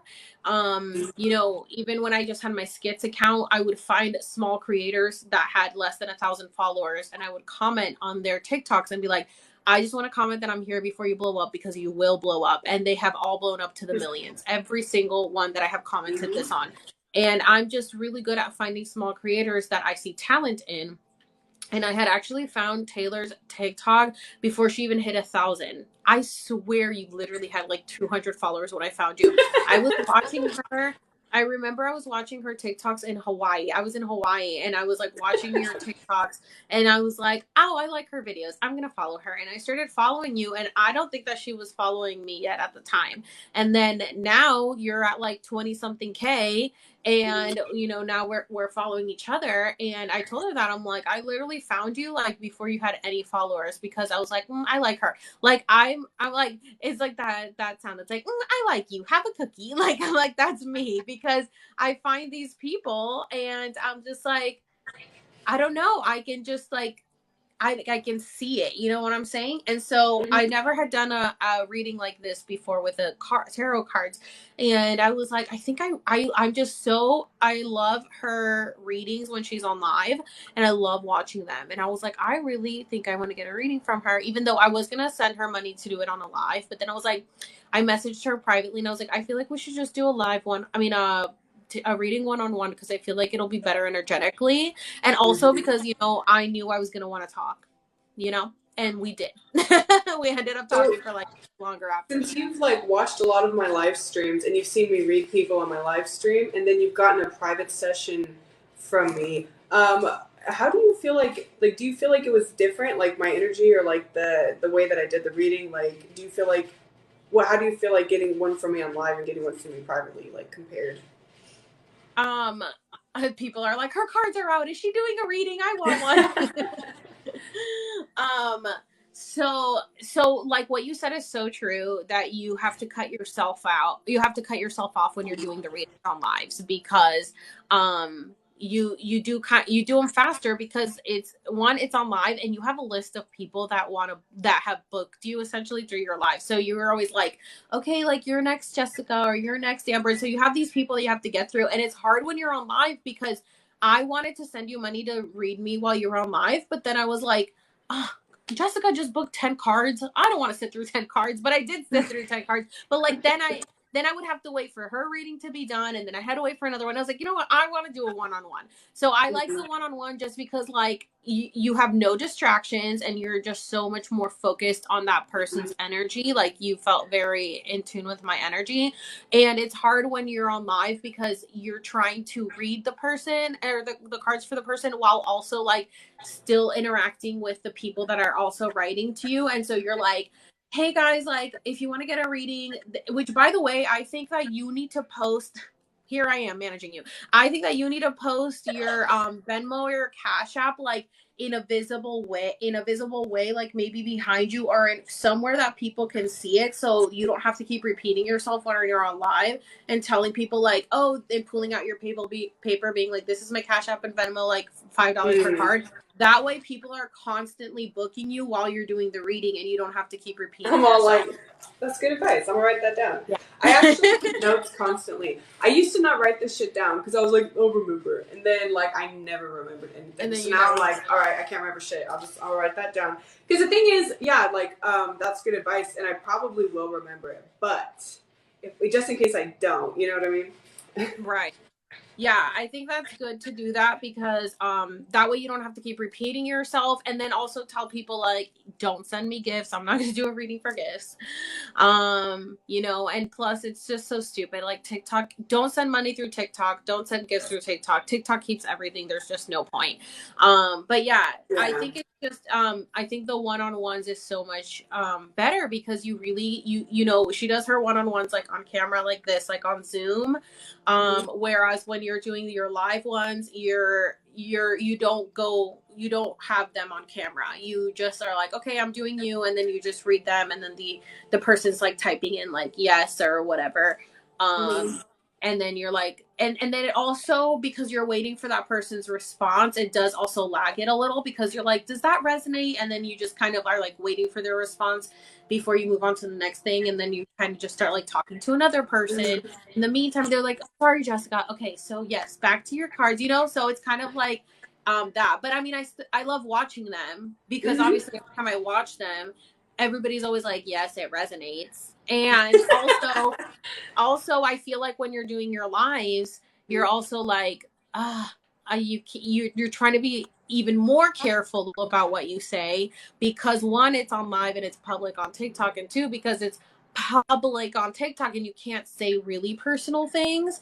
Whereas if you book a Yes. one-on-one, you can That's get more exactly personal. the biggest problem is like there's some people who will come through and they'll be like, I want to get a reading. And the thing is, like, what they want, and like sometimes they'll be honest about it in the comments, like, oh, I had this horrific thing happen to me. Can I get a reading about it? And I think some people, it's like the ones who need the private sessions the most, I think sometimes have the hardest time like being able to do them. Like they like this opportunity where it's like super anonymous for me to just pull something quick. And like I think a lot of people are looking for bullshit when they come through for tarot readings. Like they do. A lot of people want the bullshit. That's why there's so many bullshit tarot readers out there. That has to be why. Because there's so many of them that do make a living and they don't know what the hell they're talking about. Like I have found a few people through TikTok that just I absolutely was so drawn to their energy, and like I do follow a lot of people, but there are some that I'm like watching and I'm like, this is nothing, and it's because they'll be like, oh yes, of course you should take that guy back, follow your heart, girl, and it's like, and I'm feeling the energy, and I'm like, he cheated on her, like what? Like they can't read the energy, you know what I mean? Yeah. And so I feel like, yeah, I try when I started doing this because I felt my guides pushed me to. So I love getting constructive criticism because for me, I don't really care about, it's not that I don't want to grow or like keep doing this. It's like, I'm just doing this because I love to do it. So if whenever, I have an idea or somebody, gives me a point or something to improve it, and I do, I always end up going up like to a better level, it gets more efficient every time. So, I'm just kind of letting it happen naturally though. Like I'm not in a rush to get to any place with what I'm doing. Like, I'm not doing this and for... I will say for you guys, two things. Somebody asked, can you do a reading without tarots? And I don't know if this person was directing this question at me, like, can you get a reading without tarots? Yes, you can if you find another reader, but I don't know if they're talking about you specifically, because you just here right now, you were like, oh, I'm hearing this like about me, so it obviously came through. I think that well, anyway, you go ahead and explain yourself. Okay, so I think tarot cards. Oh wait, are like... before you start, because I don't want to lose this train of thought. Okay. Sorry, you said that you said it's about the tarot readers about relationships. Somebody said the BS tarot readers just talk about relationship, they prey on people. I will say that last night we did a reading for an hour and not once did she talk about relationship or love came up, and she had no idea, but I was like, told her later, I said, I'm glad relationship didn't come up because that is something that I am not welcoming that energy right now. So it's interesting that it wasn't like she was bullshitting, like, oh, by the way, if you're interested in someone, they're interested in you, like that bullshit, you know what I'm saying? So I was like, oh, look, no, nothing about relationship came through because I'm blocking that energy out right now. So I did want to say that too. I didn't talk about men. I talked about her career. I gave her a career reading, like straight up validated. She was telling me, I don't know where my talent lies. And I'm like, you're a hostess. Go host some shit. Like, invite me. I'll come. Okay, so somebody said, can you do a reading without tarot? Oh, so yeah, I can. So I think of tarot cards as like training wheels. So when I first started doing this, I used tarot and I would like look up the meanings of the cards, and it pushed me to use critical thinking skills, and it gave me like some training wheels to access my guides. Over time, I've gotten to the point where I just read all day long. Like all day long, I get messages. It's like nonstop. I work hard to block it out. So when I read Alex, I mean, I did do a couple spreads for you, but I feel like at least half, or at least like a good 30 to 40 minutes of the hour session, I was just channeling stuff. Like I use the cards as kind of reference. So sometimes, like with Alex, there's a lot of things about her energy. Like even before she booked the session, she told me that she wanted one, and I told her, I was like, yeah, I think you're a manifester, which she is. I told her, I was like, you're a manifester and you're really good at getting what you want. I was like, but there's some blind spots, and I think a reading could help. I could help show you what your blind spots are. And so that was my intention when I read her. And so yeah, I feel like even just knowing something like that about her, like she is a manifester. And so I had to have like I don't have a card in here that actually, I do have a manifestor card. Never mind. Somebody asked, how do you read people who aren't looking for validation?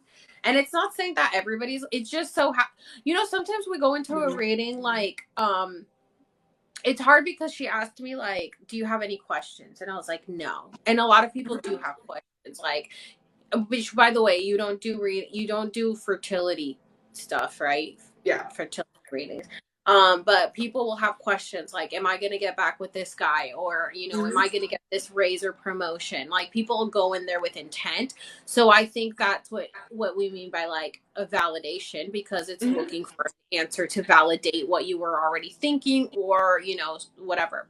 With me, I didn't have any questions, and she kept asking me throughout, like, are you sure you don't have any questions? And I was like, no, I really just want you to tell me. Like, I went into ayahuasca without intent. Like, I was like, show me what you want to show me, and same thing here. And so I didn't really give her anything to go off of, because I wanted to see what she would come through with. And then everything she did was like, all made sense, and had to do with a lot with my past, and with what I was already thinking of what I want as my end goal to be.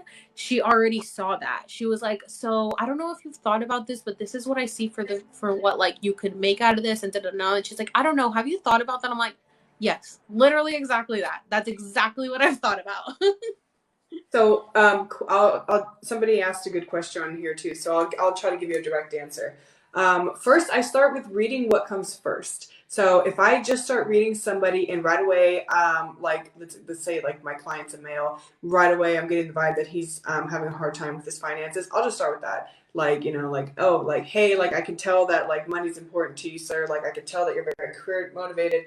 Let's just start with that. So I'll pull a couple cards about that. But then once I get that out of the way, because that's like the first energy I'll feel, maybe I start to notice that there's like a girl in the picture. So then I pull a couple about her, and I'm like, oh, okay, you're in a relationship, And then at that point, and then he'll confirm, because now he's opening up a little bit. His energy at first locked. I'm focused about money. I'm stressed about money all the time. So we start with that. So then once I get past the money, he lets that go. And then I see his heart, and I'm like, oh, okay, there's a girl involved. I'm like, oh, you love this woman, but you're not doing a good enough job providing for her financially. What's going on with that? So then I pull a couple cards on that. And then I see that she's actually taking advantage of my dude, And so I got to tell him, like, hey, like, she's sketchy. And then that's when he's like, wow, you're right. She did cheat on me on the past. Maybe I was wrong to take her back. You know what I mean? And then the guy, he gets that validation that, like, oh, yeah, she is the problem and not the money that I was stressed about in the first place. So I don't know if that answers your question. Somebody on here says, how do you clear what is built up to bring yourself back to center, please? That's a really good question. I think that Alex, her advice of questioning everything is kind of a good place to start. When you have a lot of built up energy because you have a lot of built up belief systems, or like trauma, or just things that you've been believing were true for so long that never resonated with you. So I guess a good place to start is figure out what actually makes sense to you and not what people told you to believe. Right. People are asking how to book a reading. Her link is in her bio. You could book a reading through there. And like, honestly, I mean, if you've got the money, I suggest doing the $70 one. That's what I did, because it's like when you get 30 minutes, it goes by so fast, and then you're just like, that's it. I want more. Yeah, when I do the 30-minute sessions, I tend to just talk the whole time. Like, my clients will come in, and then like I'll start doing it, and then they'll start asking me questions, and I'm like, I know you want to talk, but let me get through this. They got a lot to say. So then I just hit them with a lot of info real quick, because that's me. I like to give people a bargain, So I'm like, 30 minutes, you want the quick version? So I do. I give them the quick version, and then I'm like, all right, see you later when you book another. For an hour-long session, I tend to like take more of my time, because and we kind of like explain things a little bit more in depth. But even in the 30-minute session, I will rush that shit at the end to get you that knowledge you need to know. Like, I get it too. I'm broke. Like, it's all good. Yeah. What did somebody ask here? Are you guys able to tell what someone's abilities are virtually? Well, she knew right away. She was like, before I even booked, she was like, I can already tell you're like a master manifester. And I was like, that's in my human design. That's exactly what I am. And that's also what my guide said. And yeah. And then right as I was logging into the Zoom, she was taking notes, and she's like, oh, I felt your energy right before you logged in. And she's like, and you're definitely a teacher because you already started giving me ideas on what I need to do. And I had like just jumped on the call. So she can definitely like feel the energy. That's You're the for sure, second because person I that am a teacher.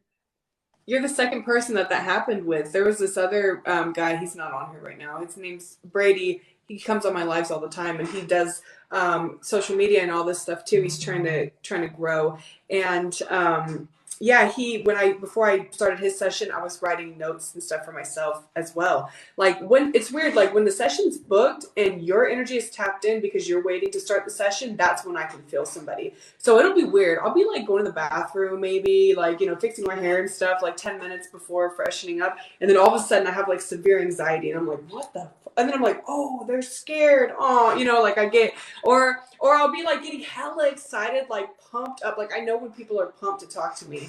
And that's the reason why it's hard for me to make friends, because I know exactly how people feel about me. Like if you don't like me, I will always know. That's like the superpower. It's like, what superpower do you wish you had? And it's like, oh, I can read people's thoughts. And it's like, that's literally you. You're like, oh, you don't like me. Okay, got it. Cool. Yeah, no. And then they're like, hi, how are you? And you're like, fine.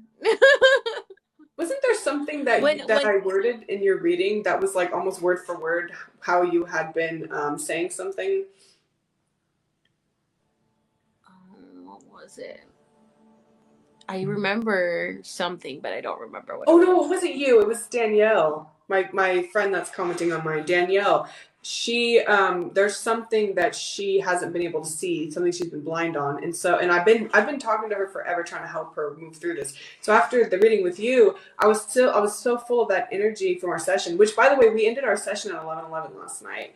I know, and we both had so much energy after, because I didn't even end up going to bed till like 1, and I was talking on the phone, and it's like, oh my god, you have so much energy right now, I can hear it in your voice. And I was like, it must have been the reading. No, I needed it because I actually was able to pick up on something for Danielle. There's like somebody that she let go of already, but she couldn't figure out why she couldn't still let go, and it's because of his her connection to somebody else that's like associated with him.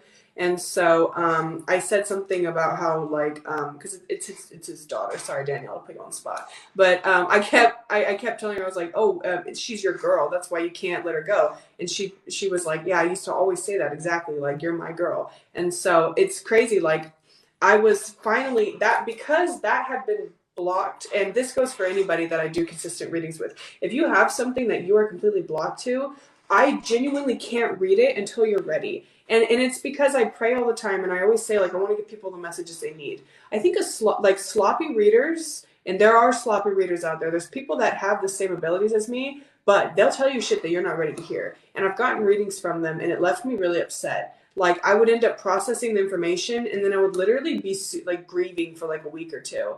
And I feel like sometimes it's warranted. Sometimes we need that. Okay, maybe all the times, always we need that, right? If there's something we need to grieve and face, we need to do it.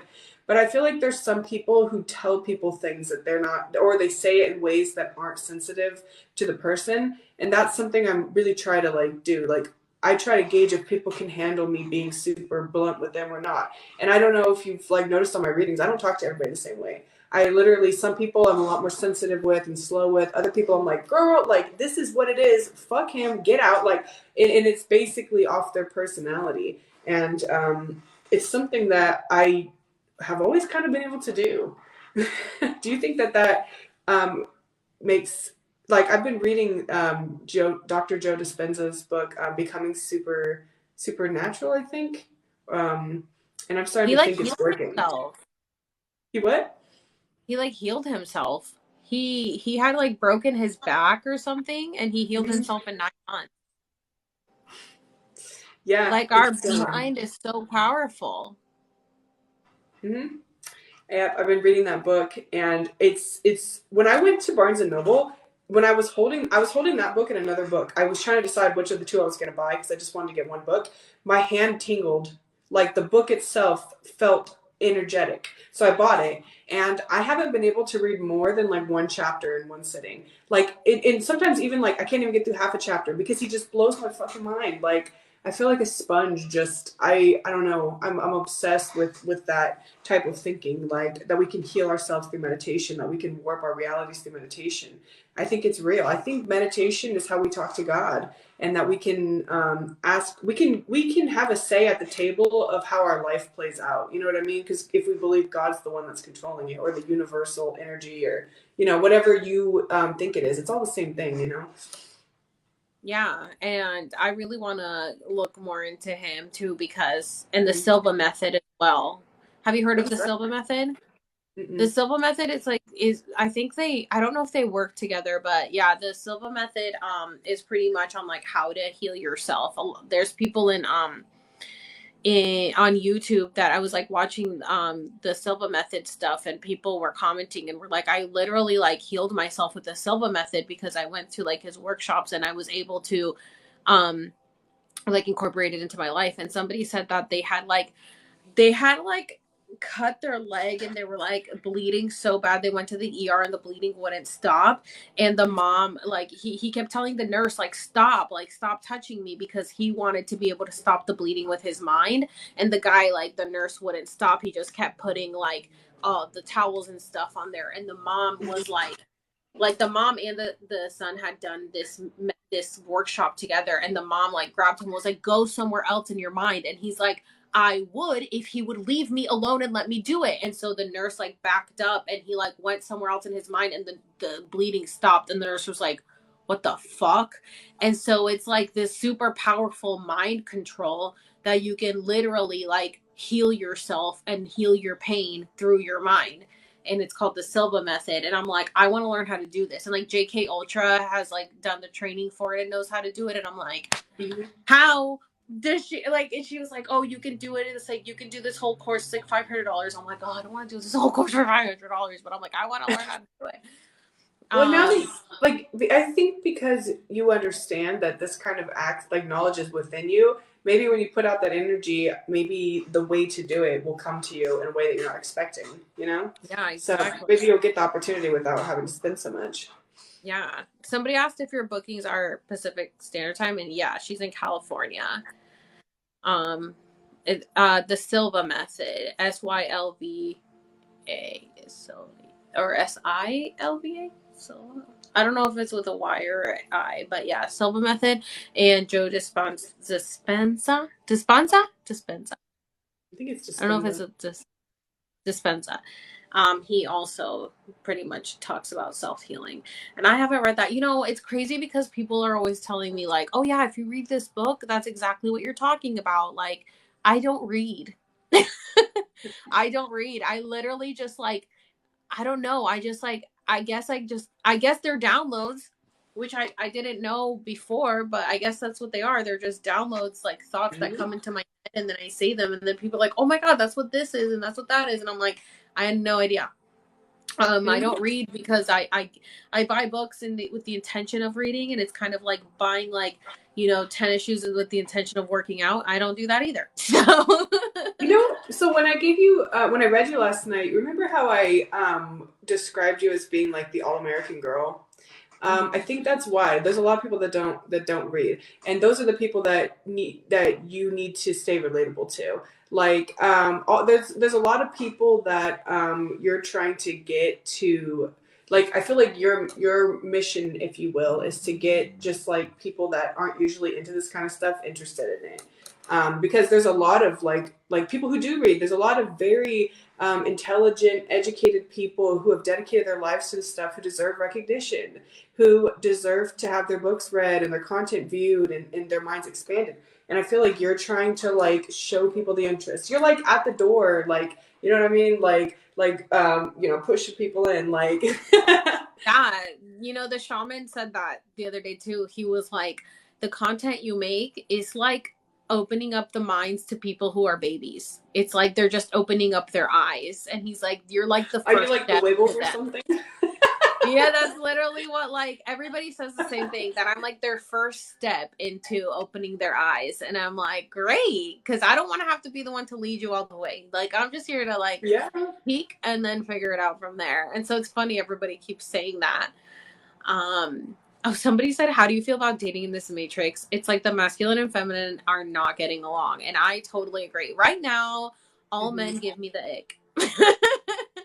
I'm like, no, thank you. I don't want to deal with it. Like, I haven't been able to find a man that's like on my level intellectually, and you know, it's just not on my, I don't know. It's like on any level, like intellectually, financially, like has their shit together, independent, self-sufficient, knows how to cook. Like literally I do everything for myself. I do not ask anyone for help. So like to have a man come in and disturb my peace right now, like I just cannot deal with it. I'm like, no, you do not deserve my presence. Like, sorry. I'm like, I've come too far. I've come too far to give it up for a man right now. And I'm still going.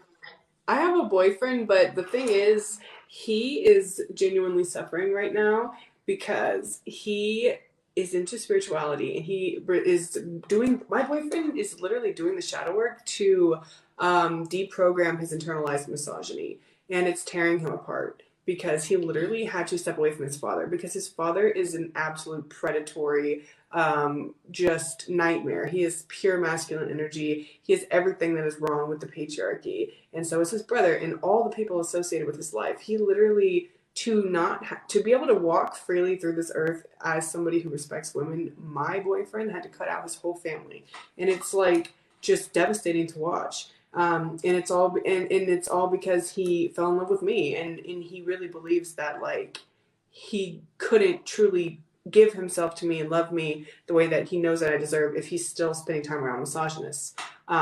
So being with me is not easy.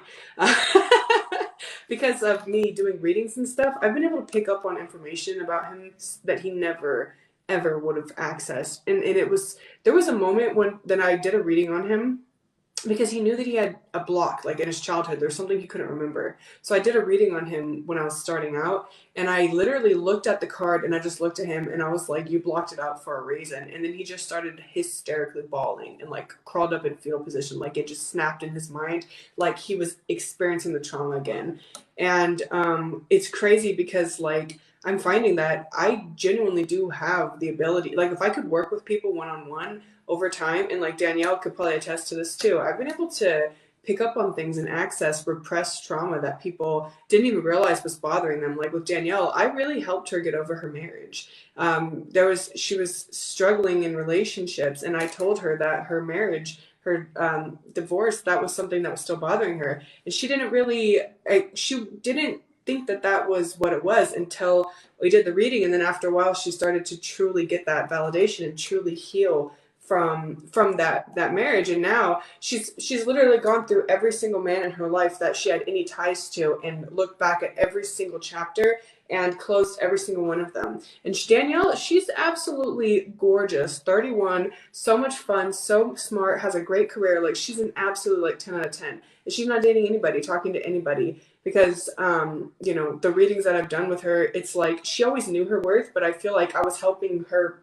I was showing her the proof, and I was showing her that it really is proof, because I think women, we get gaslit up the ass, and I think we need strong women to remind us sometimes who the fuck we are, so we stop settling. And so I think women, it seems like men are just so shitty right now because women are fighting back for the first time, and men are not taking it very well. They're like, what the fuck do you mean that you have standards now? Like, what the fuck? And girls are just like, yeah, so bye. And then the men are like going literally, but it's like literally psychotic because people are dying over this. And it's just crazy realizing just how much we've done for them and they did not respect us.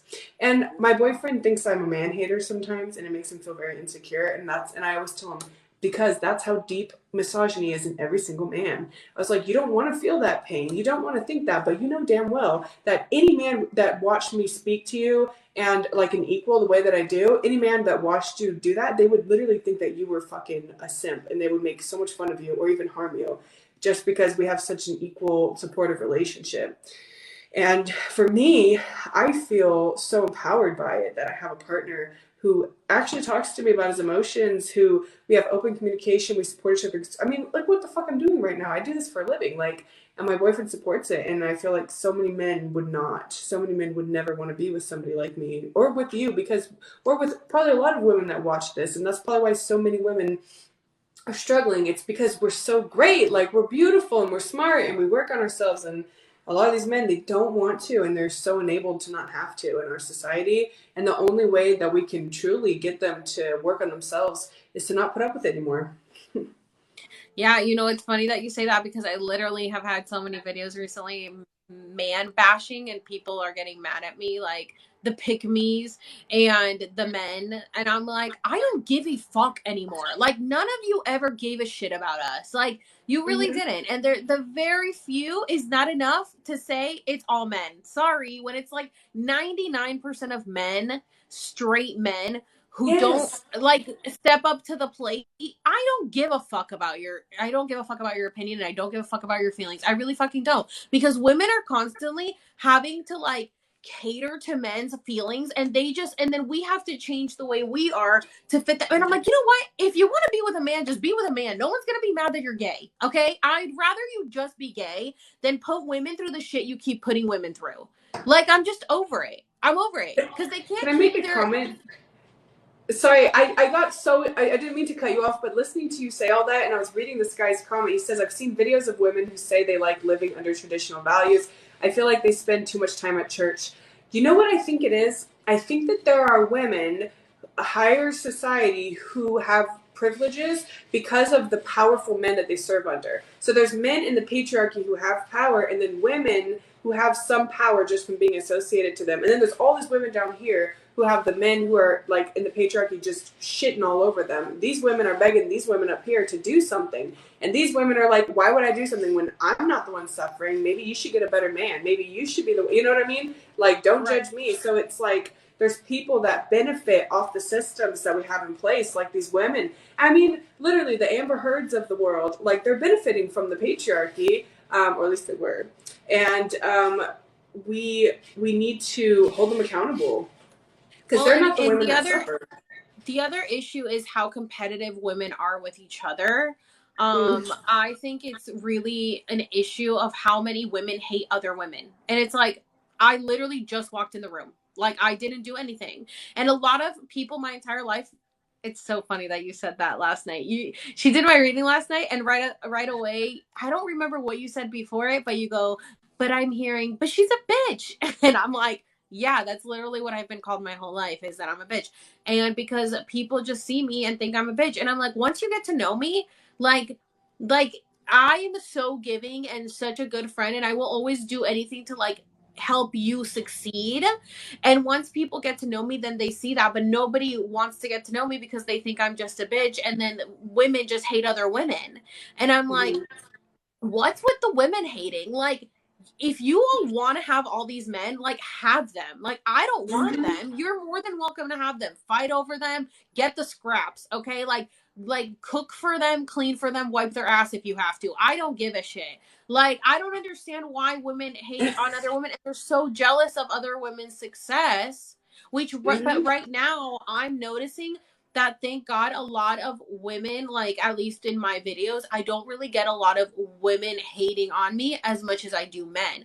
I think men are getting very, very threatened by the divine feminine that's like rising right now, and how, like you said, we're speaking up more. I mean, I always did, but like, men get so threatened by me, and now they're very threatened by women. I have only had men attacking me on this app, like, not only in the comments but creating videos about me. I haven't had other women doing this. And I'm like, okay, what is wrong with you guys? Like, what is wrong with these men? Like, they can't fight someone on their level. They have to go after women to make themselves higher. Like, you're pathetic. And the women in their comments that are defending that behavior in the name of God, Christianity, or Mm-hmm. spirituality, you are so asleep. Like, don't even think about it. Oh, yes, you're right. I'm so glad that you're sitting here speaking the truth. To these men, I'm like, me supporting a man? I could never. I could never. To sit here and praise a man after the shit that men have put us through. They're literally trying to take our rights. And your dumbass is sitting here praising him instead of having a woman's back. You're pathetic. You're pathetic. To all the women that do that shit, you're fucking pathetic. Like, I just can't. I'm like, literally, I want to throw up. I want to throw up. Like, how do you look at yourself in the mirror and be proud of yourself? And you know what? I bet you a lot of them are boy moms. Don't even get me started on boy moms. I can't. Do you, it makes me think of that one content creator, Drew, the one that makes all the videos where she's making fun of guys. I just love the shit out of her. And she has 7 point something million followers on here. Like, there's no way that 7 million people would follow her unless there would, like we unanimously agree with her. Like, her burns on men. Like, it's the fact that as a psychic, like, or maybe just as a person with freaking a brain, men are so much more sensitive than women. And you can tell when you watch her videos, because the way that they make fun of us is like children. Like, oh, you're fat. You're fat. And it's like, that's the best thing you can say about me? Yeah.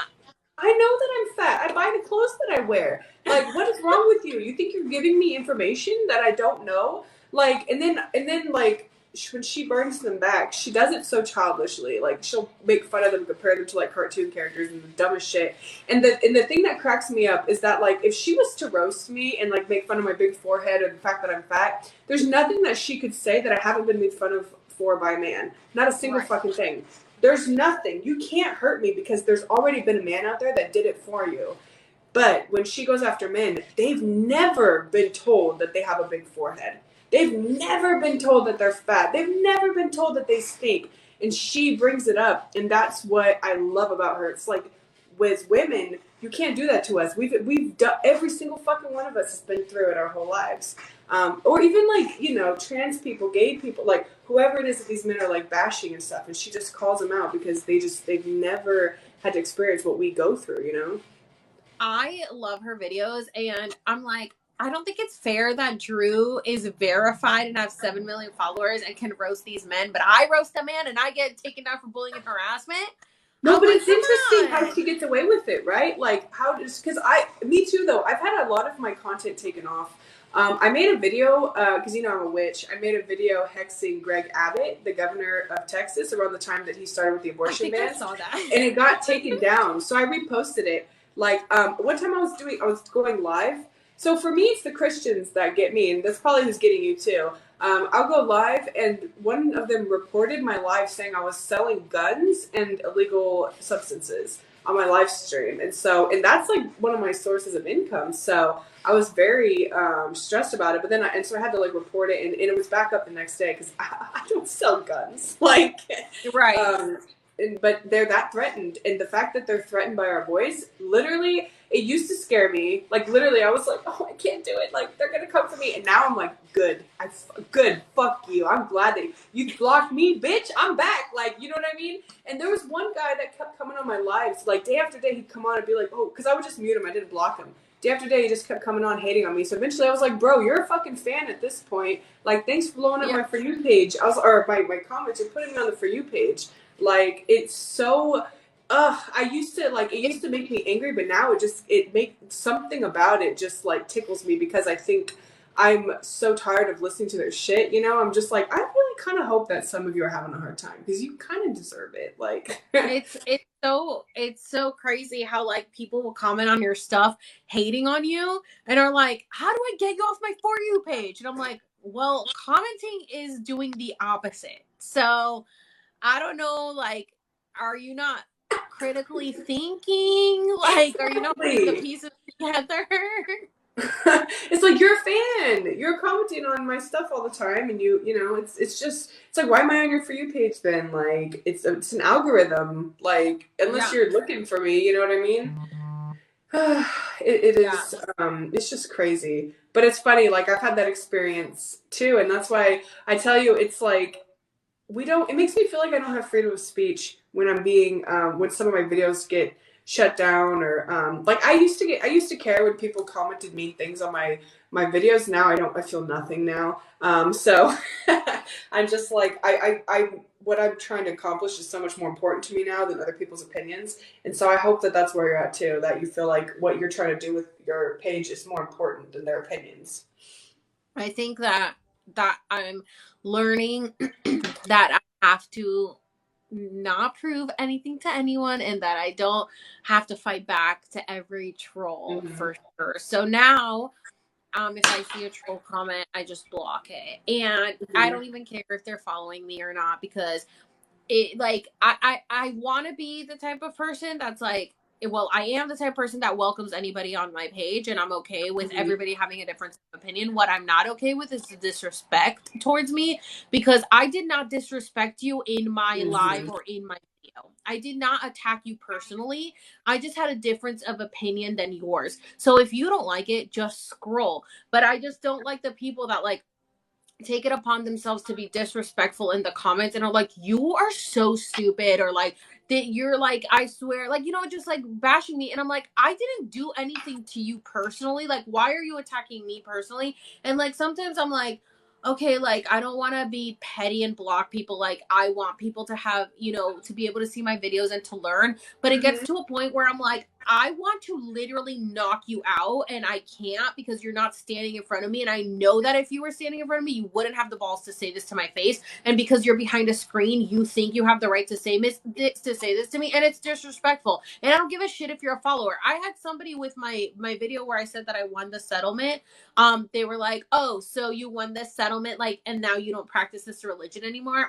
Got it. And I was like, yeah, I literally practiced it up to this year. Like, don't be condescending in my comments or I will block you. And they were like, I'm just saying it's really sketchy. It's like, I gave you a warning and you decided not to listen, block. I'm like, I don't have, now I'm not playing that. I don't give a shit if you're a follower. I will lose a follower if you're going to disrespect me in my comments, because why do you think you have the right to be disrespectful to me? Like, I don't know who you think you are, but do not come at me sideways, because you don't deserve access to me. So now you're blocked, bye. And then people will create other accounts to come and attack you again. And it's like, do you not have a life?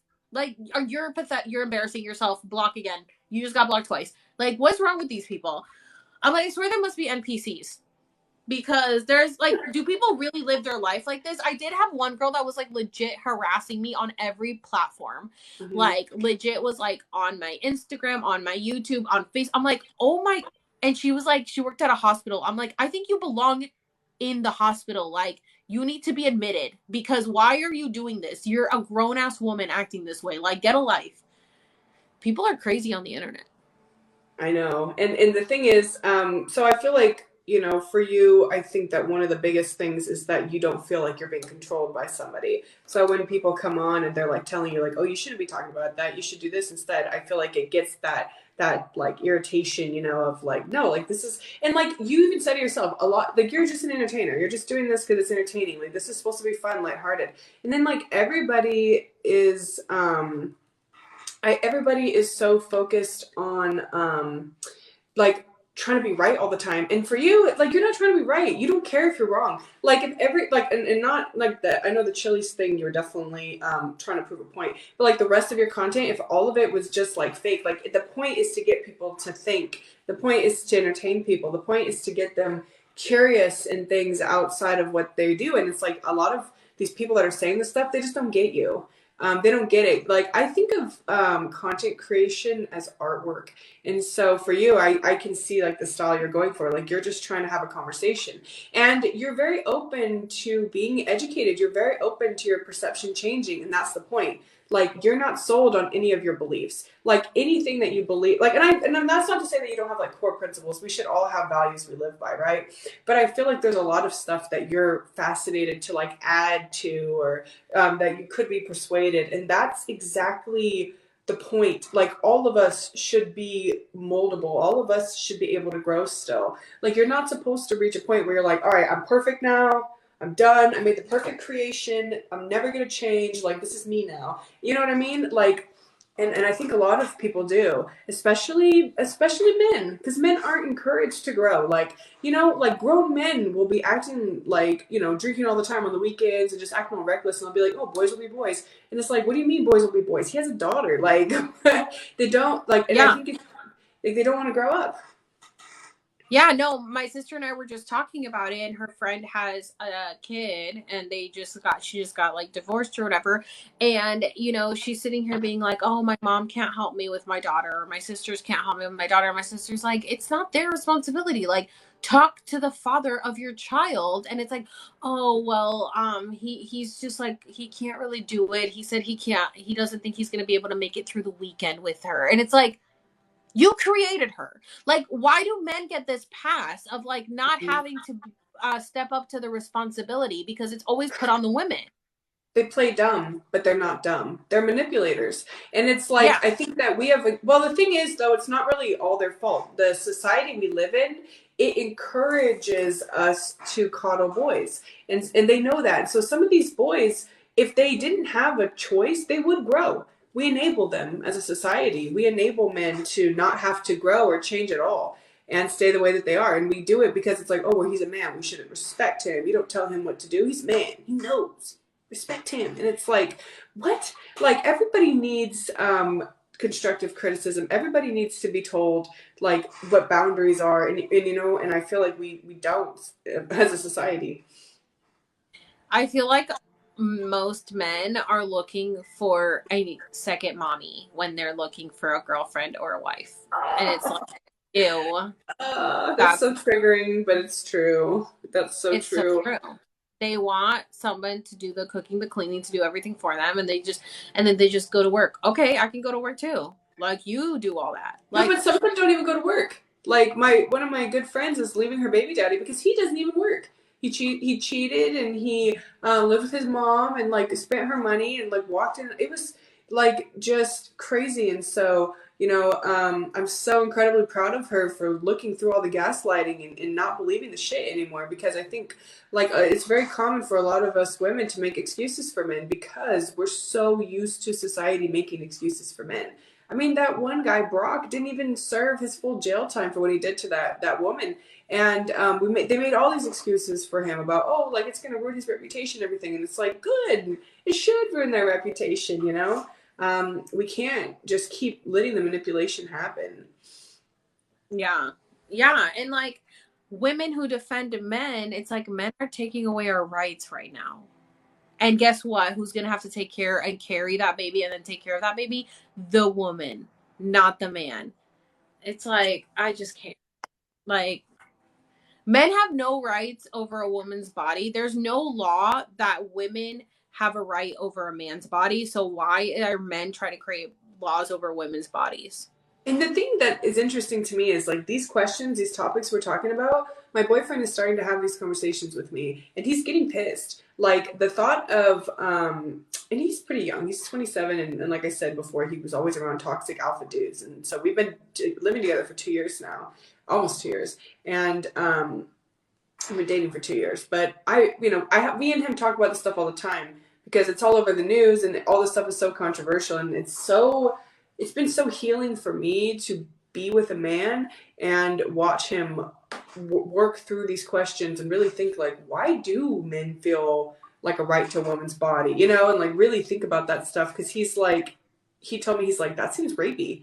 Like the fact that they think that they can choose what happens to a woman's body. And it's like, now you get it. Now you get it. Like they literally, men think that they just have a right to our body, like period. And any woman. And it's like, this is bad. And speaking of periods, you know, if men got their periods, they would not have to work on that week.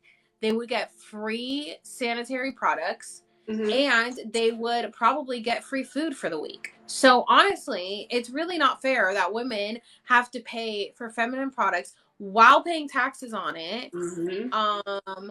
And by the way, the prices have skyrocketed on that as well. My sister's tampons used to cost $5 something. It's now $9 something. Like, do you think I want to get my period?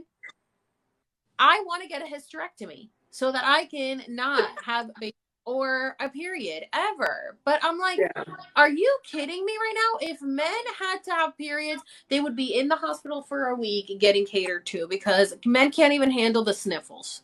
Okay. And women are supposed to have blood dripping out of them for 7 days and act like there's like everything's fine and dandy and there's nothing going on, as if we're not losing blood for 7 days. Like, I think men have no idea what this is like for women. And when men say that we're crazy on our periods, we're releasing testosterone. And you know who has testosterone? Men. And they're very emotional. Okay. So really, we're just on your level when we're on our periods. So men are on their periods all the time. Yeah, ain't that the damn truth? And now that I've like, I can see through all the like patriarchy bullshit when I talk to men, I realize, you like a well-adjusted man, I find myself hardcore praising. Like whenever I do meet men in person or even, you know, in readings and stuff that are especially heterosexual men, when I meet them, and it does happen, they're like unicorns. We can't say that all men, like there really are some nowadays who really are trying. It's just like they're so rare, and I feel like some of them give up. Like they'll try and they'll do good for a while, and then they get hit with like, well, like my partner, I said he's trying to work through his internal misogyny. I think the thing that keeps men in the loop is other men. Like they see a man, they notice a man in their life that's trying to do this shit, and then they make fun of them, be like, "Oh, you're a pussy, you're a simp, you're this, you're that. Like you used to be cool, dude, and now you do this." And then so often they fall for it and go back, and it's just like, at what point are they going to realize, like, dude, your daughters are being like, you know, harmed because of this behavior? Like, why don't you want to, you know, they don't want to change, and so like my boyfriend, he's having a really hard time with realizing all this stuff, and I always praise him all the time, and I'm like, I don't know if it means enough, like, but I really am grateful. Like we need more men to see it. It can't just be us, you know. Which also like doesn't make sense to me, why guys bash other guys for treating a woman well or for doing something Mm-hmm. for her, because it's like, do you hate women? Like, again, sounds like you all are gay. Just be gay then. Don't date women. Because it's like, why are you in competition with each other on how badly you can treat a female? Well, It's did you? weird. No, that's true, and like, sorry, my neck.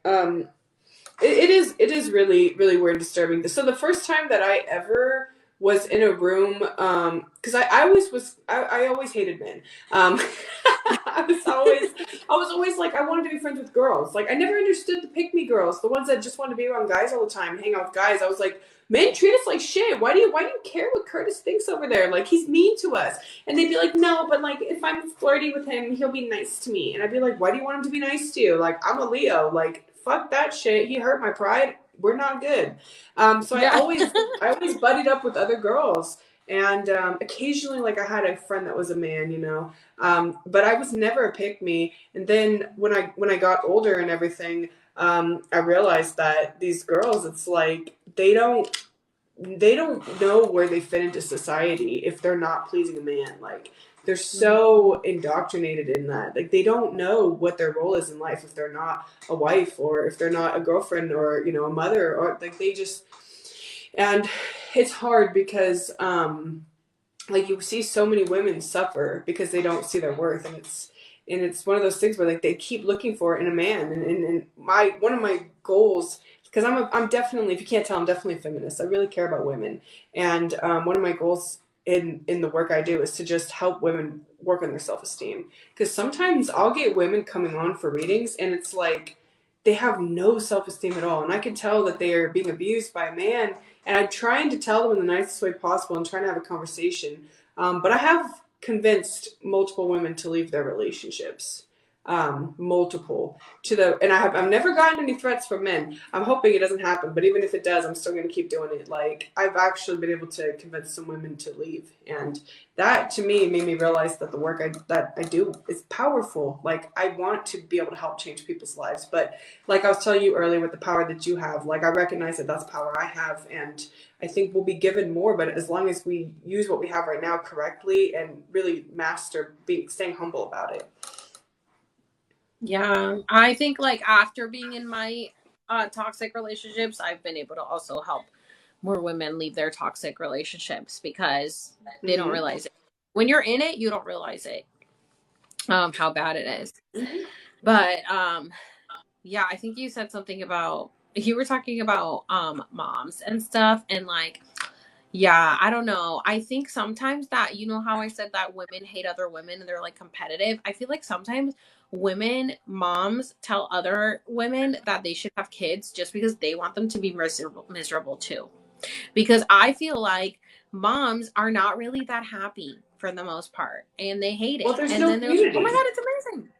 There's no community. I think that women would be so much happier as moms if moms could like get together on the block and like all the kids could just play on the street, like you know what I mean? Like it's all blocked off. The kids are just going wild, playing in the yard, and then the moms could like have a cocktail together and talk shit about how fucking annoying these kids are. Like that's what women need. we need cookouts in the neighborhood. No men allowed. It's just the moms and the kids. Or maybe the men could be fucking allowed for once. They're the ones watching the kids. Actually, that'd be even better. The men are out there watching the kids, and the women could just sit and cry together and talk about how hard being a fucking mom is. I guarantee, like, so many more people would be happier as parents because there's no support for mothers, and that's Yeah, why and I think it's like this expectation of like, oh my god, I love my kids, I love it, everything's perfect all the time, I'm so happy, and like as a server I see that it sucks, and I'm like, I know you're happy. Literally, we had a table yesterday, and I think the guy asked the server like, "Oh, do you have any kids?" And the server was like, "No," and he's like, "Oh, lucky." And the server was like, oh, "Your kids are right there," and I'm like, "Yeah." He's very happy that he's probably like, "Damn, you're lucky you don't have any kids." And I'm like, the thing is, like with kids, it's like you can't turn back. It's like that's a forever decision, and like to me forever, like I can't commit to anything. I have Gemini all over my chart. Well, I'll tell Gemini. you this, like this is your perception, right? Because in your reality you don't want children, so in your perception you're going to have negative experiences with children because you're manifesting this. You're telling your guides, I don't want kids, I don't want them now, I don't want them ever. So your guides are like, okay, so what we're going to do is we're going to give you shitty experiences with kids for the rest of your life. That way you won't want them because you said you don't want them, and we see why there's work you want to do. So that's your perception. For me, I want children, and so today I went to my friend's house and I was visiting with her, and her daughter's 2.5, and the whole time she was like hugging on me, playing with me, and like talking to me and showing me her toys. It was so sweet, So because I do want them, I'm going to have positive experiences with kids. And I really feel like, I'm sure not all of your experiences are negative, but I think that's why you notice that stuff. Your guides are like, look, watch this, and then you'll keep manifesting not having kids. Like, I know. because it's what you They want. say like whatever you say you create, and so I'm gonna keep speaking it into existence. And honestly, I would like to have a hysterectomy or find out if I can't have kids so I can stop taking birth control. But I don't trust doctors saying you can't have kids because I know too many people that have been told they can't have kids and then they get pregnant. So no, I would need all the parts removed. I do not want that. But yeah, I think that's so true because my sister eventually probably wants kids. Well, she doesn't right now because she's like, this world is not for any kids. But in the past she thought like, oh yeah, I'll have kids someday. And she was always so good with kids, and like kids just gravitated towards her. Like she was always the one that was playing with the kids in the room, like literally. And I'm like, you're so good with kids. And with me, people always told me that I would be a good mom because I'm so motherly, but I'm like, I don't want kids. Like, but you'd be such a good mom. And I'm like, but I would be the one having to be the mom, and I don't want that. So But back no. then, when people would say that stuff to you, though, back then you were still in that mentality of, oh, I have to want things that I don't want. So then you would get experiences that you didn't want about things you didn't want. Now you're very clearly made up your mind and you decided that of what you want, so that the experiences are going to be more tailored to that. But that's why I say you're a master manifester. You don't even realize you're doing this shit. Like you're manifesting experiences for yourself, but you are still, and this is why I'm like, I see why you're so dedicated to like having these experiences and stuff, because you are doing this without even realizing it. Like you have this power and you don't even know how to control it. You're like little Matilda, like you're experiencing all these things, but you don't know how your powers work. And so I feel like it's interesting. Like you're kind of just following the breadcrumbs, and that's what I've been doing for a while. Is just following the breadcrumbs because I'm like, everything's on fucking fire and it's shit anyways. I might as well just go down this magical little road and have a trip while all this shit's falling apart. Like, experience some life. Someone said that they booked a reading, but they say that they think that it glitched. How can they contact you for more info? So if you would like, you can message me. I have my Instagram linked in my bio. I think you can direct message through there. Or if you go to my website, you can access my email and email me. What's up with your site? Is it not working? I don't know. This I'm is, not very tech savvy. That's what I was saying. So, like, you know, I told you that I kind of just move forward at the pace that people push me to. And I'm working on that, you know, but people were bugging me to have a way to book sessions with me. So that's why I made a website. But I think I'm getting to the point where I'm like, all right, I really need to learn some of these skills and figure some of this stuff out because I'm starting to realize that I'm not as tech savvy as I need to be to, like, have my own website and stuff. what did you build your website on? GoDaddy. Okay. Is it? Oh, I'm using Wix. I don't know how GoDaddy. You have to pay like. Maybe GoDaddy is not that great because you do have to. I did pay like a flat fee for the. It wasn't that expensive though. It was like under $20 for a whole year. So, or for the Oh, user, because my website is literally damnedsel.com. So that's what I paid for. um, yeah, mine was more complicated, but mine's linked with Printful for the e-commerce, for the merch and everything. So I was like, I'll just do it on here because I didn't want to do Shopify. I'd rather just have a web page, so I did that. By the way, guys, my merch is up and live. Also, prices are going up on July 6th because Printful just sent out an email that they're raising their prices on July 6th, which means I have to raise my prices. So if you want my merch, get it before prices go up. I mean, yeah, and that sucks that it's affecting even that, like all this inflation, you know? It's so stupid because they say it's for fuel cost, and it's like it's not. Mm-hmm. Not fuel cost. What kind of merch do you have? My merch. Right now I just have shirts and hoodies. And I was wearing one of my shirts last night when we were on live. It was a galaxy print, and it says, well, when we were on our reading, it's galaxy print, and it says, finding my way back home. And then I have that hoodie as well. You know what? Let me show you guys. By the way, this one's a follower sent me, and it's really cute. It's spiritual bougie, and it says highly favored. I really like this one, but I gotta find her. I just got it today, and I have no idea how to find her again. She literally like messaged me, and I lost her info.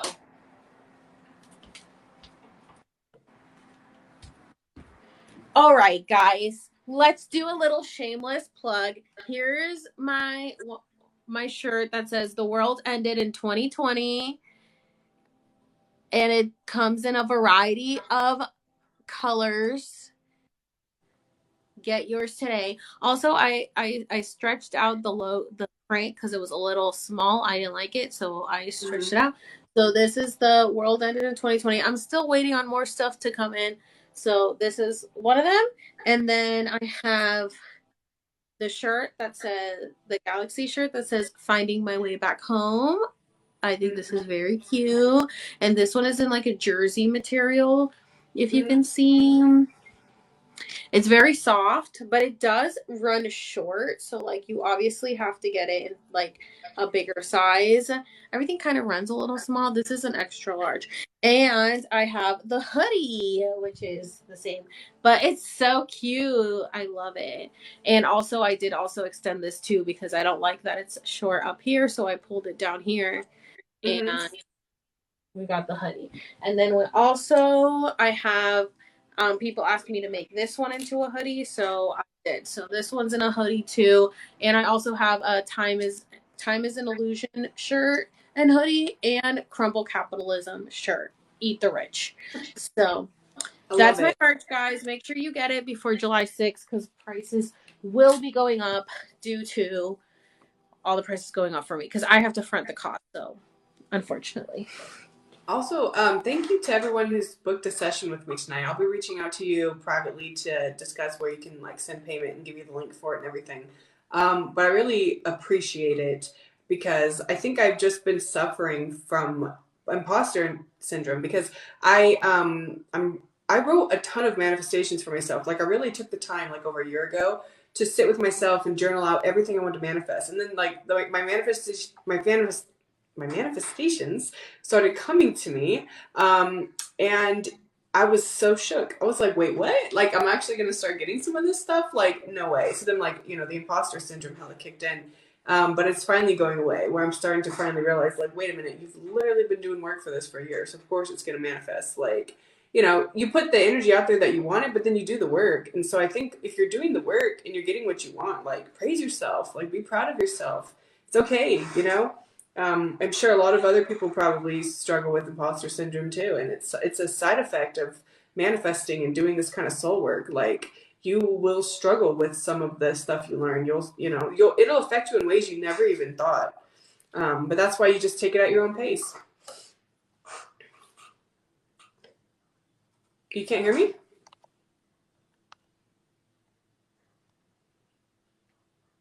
Sorry, it was my fault. My alarm went off and I lost the sound. Oh, can you hear me?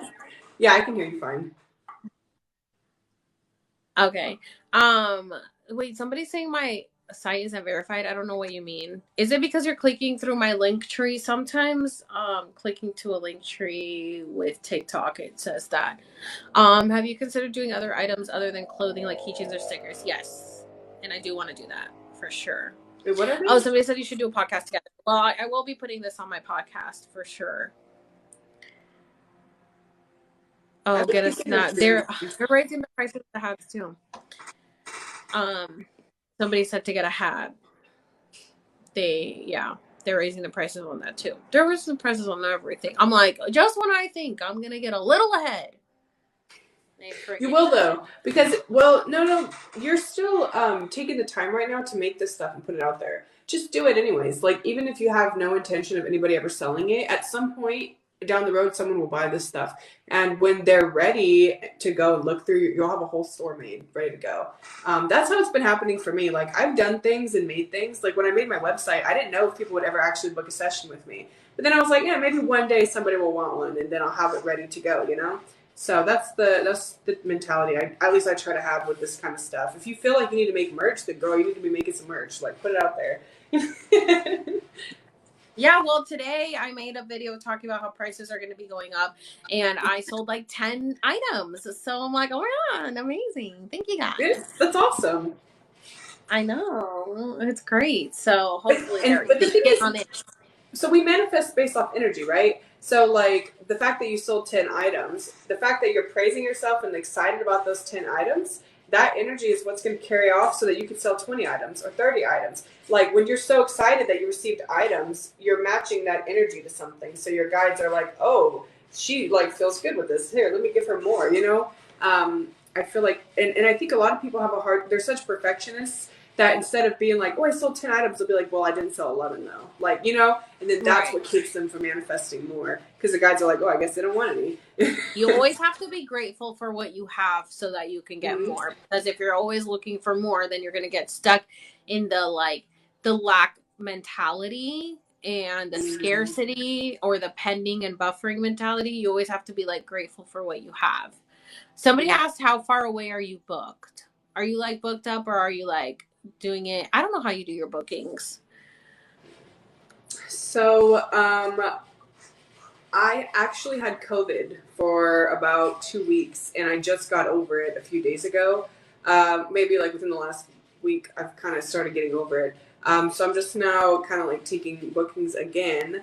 But it's one of those things where like I've still been like really pushing to grow into market. So usually I will get maybe like 4 or 5 people a week has been kind of the pace it's been going right now. So I typically do have quite a bit of availability. I'm also open to changing my hours around. Like I'm Pacific time, so I don't usually book. I usually book between 10 or like 6 p.m. and I leave it pretty wide because I haven't really had enough traffic flow yet to really know what exactly to do with what. So I'm still kind of like pretty early on with like developing my business here. I've been doing it since October though, so I'm still in the first year of having this business.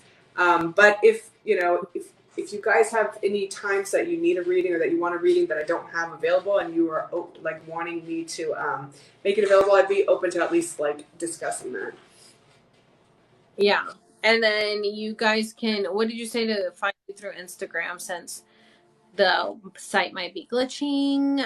Find her Instagram and her email. Your email's on your Instagram? My email is on my website. Oh, okay. My email is on my Instagram. I think so. Yeah. All Okay. Yeah. So you guys should definitely book her. All right. So I think I'm gonna get off because I've been on for like 3 hours. I always stay on way too long. I know, right? There's a lot to talk about.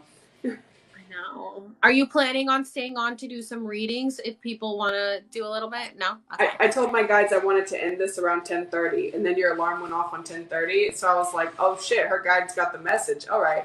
So perfect timing for me. All right, perfect. All right, guys. Well, thank you for tuning in. If you missed any of it and want to watch it, it'll be up on my YouTube, which is Alex Serves, or my podcast, which is Alex Serves It All, which is on Spotify or Apple Podcasts. It won't be up right away, but be on the lookout for it. And again, if you want to book Taylor, make sure you go follow Taylor so you can watch her live readings when she goes on, and book her, find her Instagram or her email and book her because she's great. So thanks for joining my live today. Yes, this was fun. I'll come back anytime. Goodbye, guys. All right, bye, guys. Have a good night.